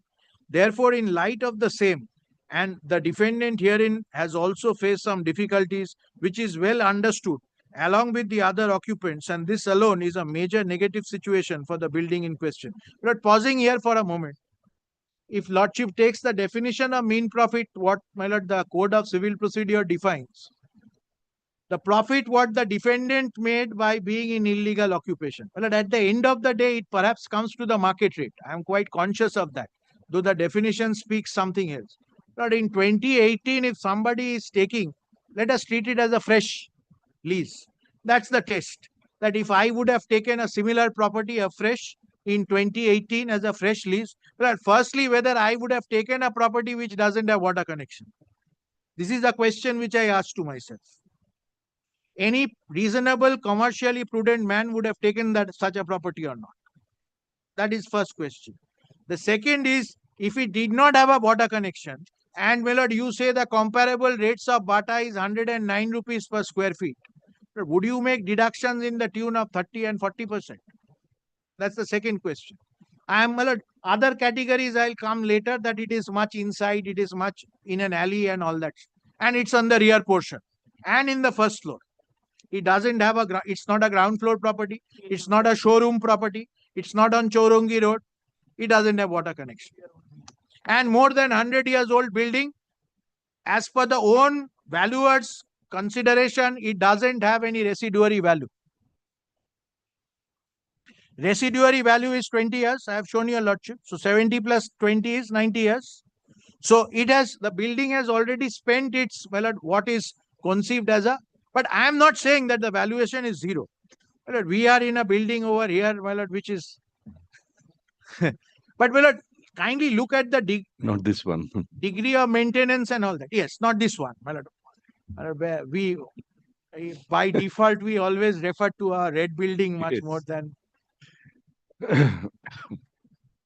In fact, well, depending on the class of construction, I think, well, the in terms of the valuer, the residuary value of the sesquicentenary building and this building will perhaps be less than the main one, notwithstanding the threats of, my lord, subsiding and, my lord, getting tilted and all that. But I am at page 257. But I was at para 12, I placed, my lord. So, my lord, para 12, last 4 lines. Therefore, in light of the same, the defendant herein has also faced some difficulties which is well understood along with other occupants, and this alone is a major negative situation for the building in question. The topic of elevator or lift has been thoroughly been argued in the instant reference by both parties, but upon perusal of deposition of PW 1 and 2, it is well understood there is no functional lift in the building being 9A Esplanade Row. However, it is also understood upon perusal of documents in hand that an infrastructure for having lift facility is present, but there is no functional lift. It has also been argued that the building is an old building and the ceiling height is huge. Upon such consideration, it is indeed necessary to have a lift in the building, but unfortunate though this point is also a negative situation for the building in which the suit premises is located. In course of evidence being laid down and also during arguments made by both parties, one vital topic has been addressed before me regarding the condition of the building.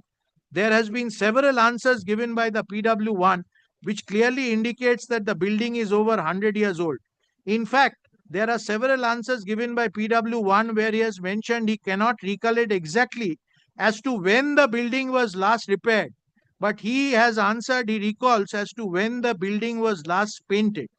But to my understanding, merely a paint job does not amount to repair and or restoration of the building.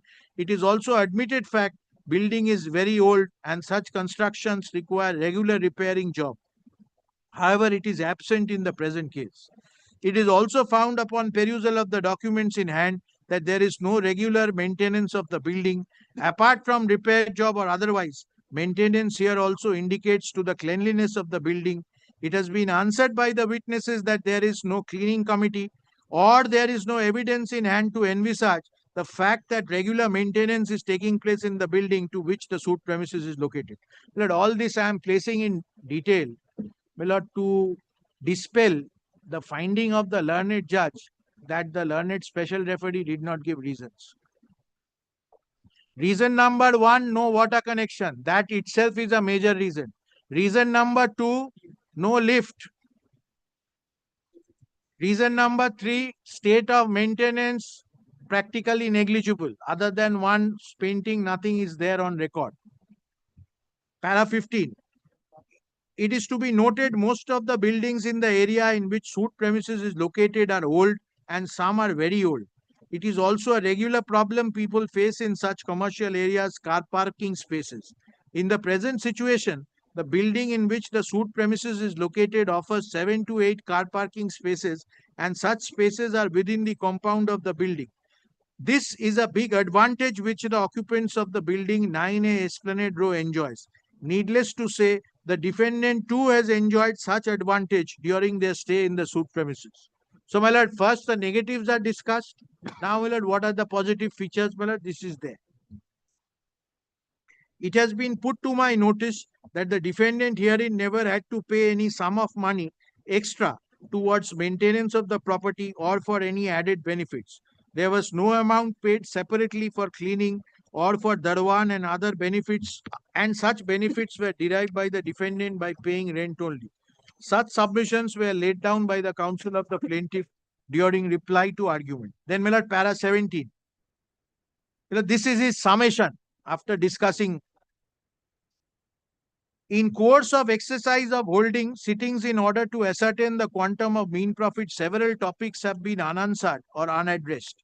Some of the major topics which according to me should have been brought on record are firstly, there is no pleading or submission made with regard to the frontage of the building or the size of the gate of ingress and egress. Having said that, as already mentioned herein before, the building is inside an alley. It is important to know the frontage of the building or span of gate opening to ascertain if big vehicles, especially commercial vehicles, can fly through the gate or not. The second topic, according to me, should have been addressed is whether 24/7 security guard in the building being 9 Esplanade Row. There has been whisper in course of argument and also during the deposition of PW1 that there is a Darwan who generally sweeps the property clean, but there is a clear distinction between a Darwan and a property security guard. It is an admitted fact that the building in which the suit premises is located is a building which has several office spaces. Needless to say, there are innumerable persons who come and go out on a regular basis. On account of such fact, the security of the building is an important issue which has remained unaddressed before me, and considering such a situation, I presume that there is no proper security guard, and as such, having the said situation, it is a negative situation for the building in which the suit premises is located.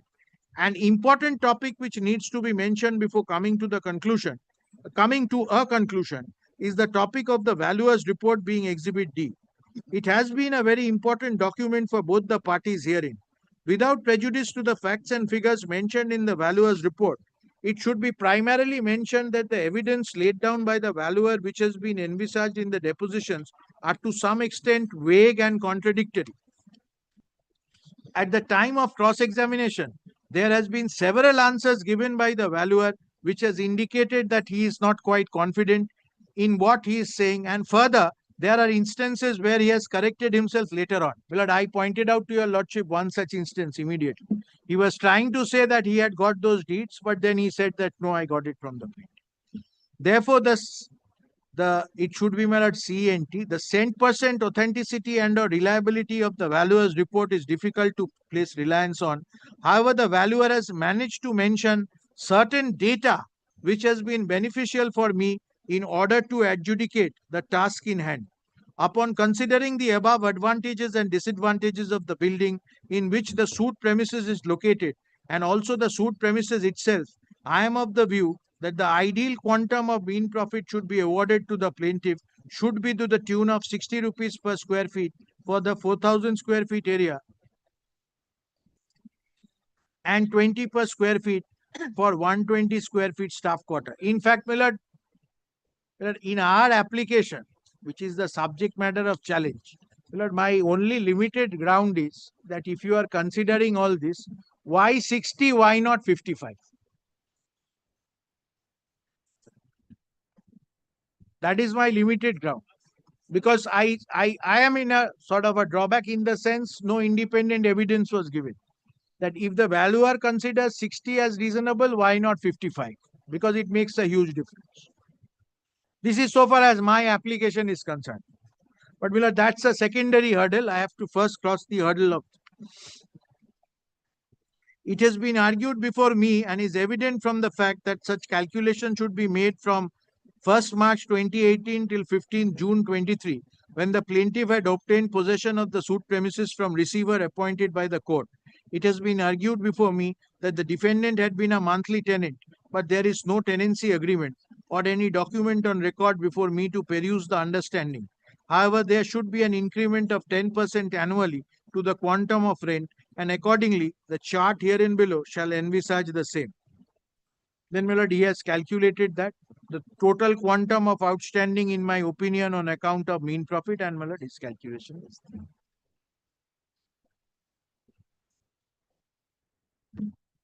So, Millard, the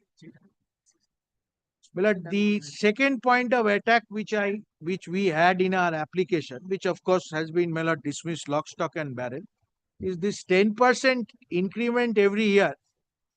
That also, Millard, does not have any evidentiary basis. Because, Millard, if you are considering leases in hand and you are disregarding the leases also had, one is a lease for 5 years itself, other leases had increments after 3 years or after 5 years. Whatever you consider as a base, Millard, it has to be in operation at least for the next 3 years. And Millard, the second aspect of it, and Millard, this is, of course, Millard, this is, I must be candid, Millard, it is falling from me.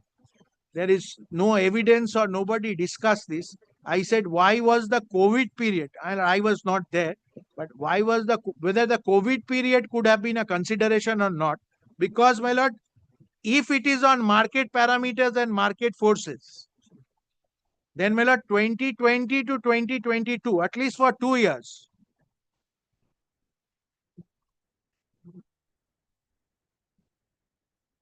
So, considering, my lord, the overall aspect, my lord, now if Lordship goes back to the order that has been passed by the learned judge, Lordship will find, my lord, the singular reason for which, my lord, this detailed report has been set aside is on the ground that the special referee does not give any reason. My lord, I can understand, my lord, the learned judge coming to a finding that, all right, for having no water, you give 50% deduction. For having no this, then also you come at this, some sort. Because, my lord, I must be candid, my lord, even the special referee is not saying that what exactly the deduction quantum he is giving for that. After considering the disadvantages and from 109, he is considering this. But, my lord, I am on a more fundamental point. The evidentiary range which has been noticed even, my lord, by the special referee, and Lordship has also noted, and the learned judge, it's in the range of 76 to 109. 76 to 109, 109 is the maximum, even according to them. Now, in a building, if you, which has all these parameters, but if you take 76 also and you, my lord, work down the various disadvantages, top among them being it doesn't have water connection, it doesn't have lift, because at the end of the day, it's all right. It's a first floor property. You can well say that the second floor or higher floors would be more affected than that. But, my lord, overall, if you are considering, my lord, because these are, my lord, whether it's a comparable, you are talking of office premises and you are talking of market rates. My lord, in my respectful submission, my lord, the disadvantages which has been called out by the special referee, my lord, are spot on. And the limited grievance that I have, if these are the disadvantages, why 60, why not 55 or 50? This is the limited grievance that I have. But that's the secondary point. Because, my lord, I am conscious of my limitation that I don't have an independent evidence on my part. And, my lord, as we often say that, my lord, valuation is not an exact science. We cannot determine, my lord, in terms of exact rupee and paisa. We can only come somewhat close. My lord, I am conscious of all these broad principles. So, my lord, this being the position, my lord, now if Lordship goes back to the order impugned, which is, my lord, volume 3, 404, it starts 409. I'm sorry, internal page 6. Lordship is looking from the memorandum of appeal. I forgot.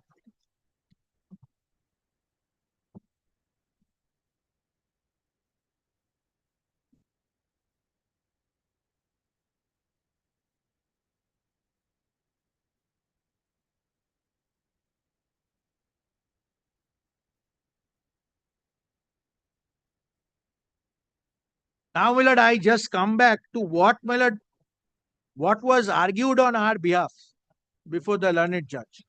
My lord, kindly come to internal page 3.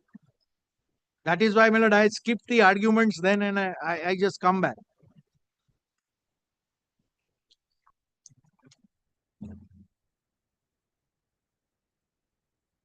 Because, my lord, Lordship will not find from the order, impugned order, any of the reasonings given by the special special referee has been found to be incorrect.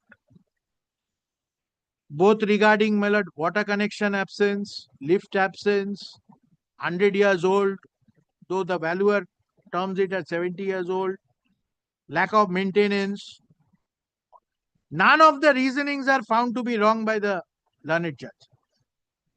Now, my lord, these were the 3 arguments, my lord, vis-a-vis our application.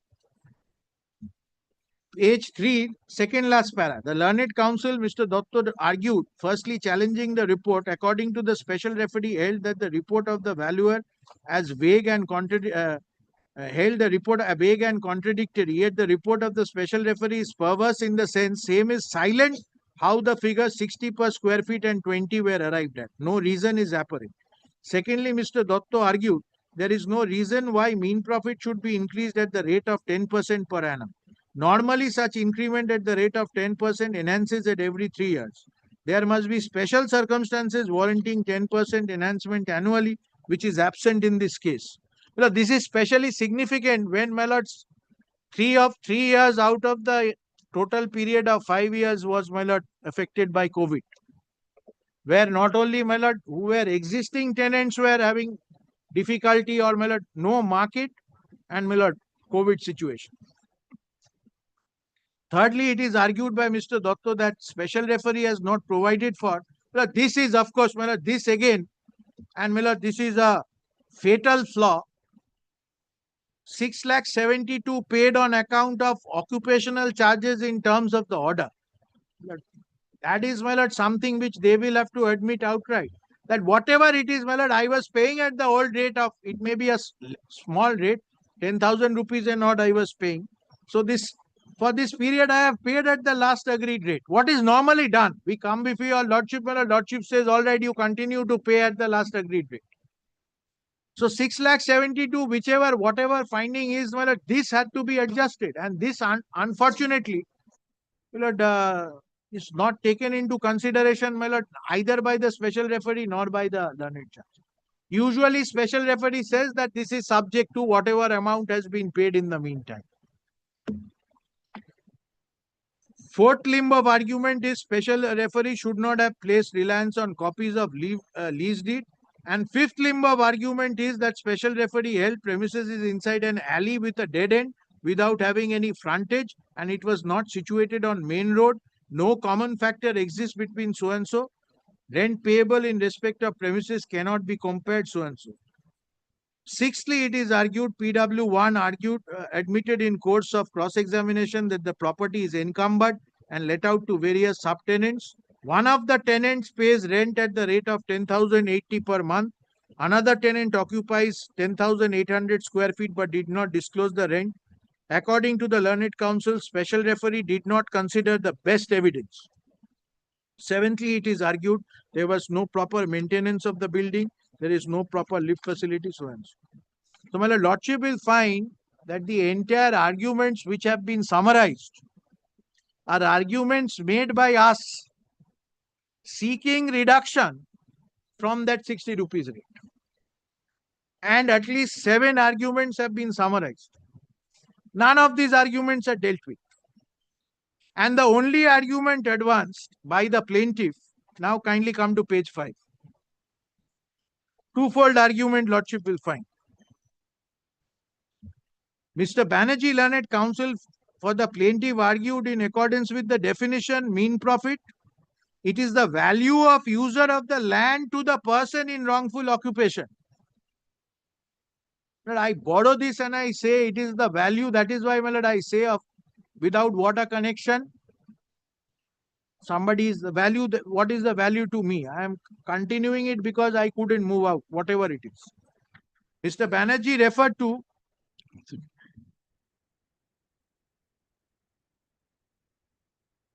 Banerjee.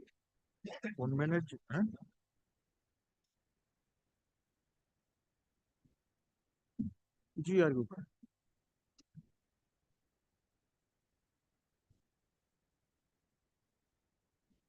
Yes. So, my lord, I shall show, my lord, none of this, my lord, none of these submissions, at least what has been recorded by the learned judge, none of these submissions, my lord, impinges on any of the findings of the special referee. First submission is general submission. What is the value? What is the definition of mean profit? Second, in that, lordship will find reference to Fateh Chand Balkishan. Well, this is the very well-known case, my lord, with regard to security deposit and all that. And Martin Harris has been referred to. Determination depends on facts and circumstances of each case, considering locality and other factors. Where is this consideration even as per Martin Harris?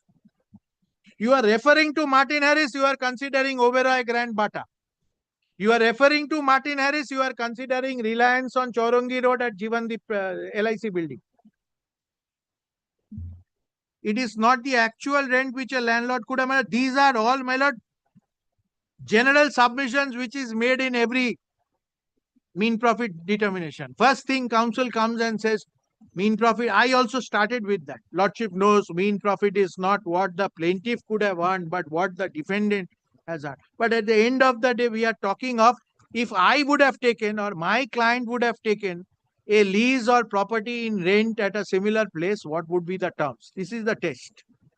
Of course, well, at that point of time, well, the mean profit test, the definition was couched in a way because of the prevalence of subletting. But usually, well, the definition has been couched in that way because that if I would have sublet the premises to somebody else and I am earning 80 rupees and I am paying him 2 rupees per square feet or 10 rupees per square feet. Have you thought of one thing, Mr. Chaudhary? The quantum of mean profits goes up depending on how mean the landlord is. Let us stop on that. When will you come back? Any day. I am almost, well, I'll just cite 1 or 2 cases whenever Lordship wants. You see, normally we don't have that many cases on the appellate side. So on an appellate side, after appellate side, we take up originals. So tomorrow we'll keep it. Tomorrow after appellate side matters. Mr. Chaudhary, a learned senior advocate appearing for the appellant, begins his opening submission but does not conclude. Paragraph lists the matter once again. कल के date दिए दो.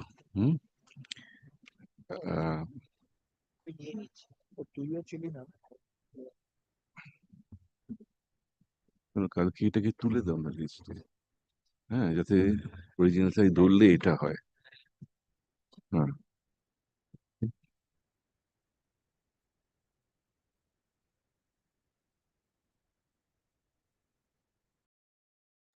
ये 3:30 আছে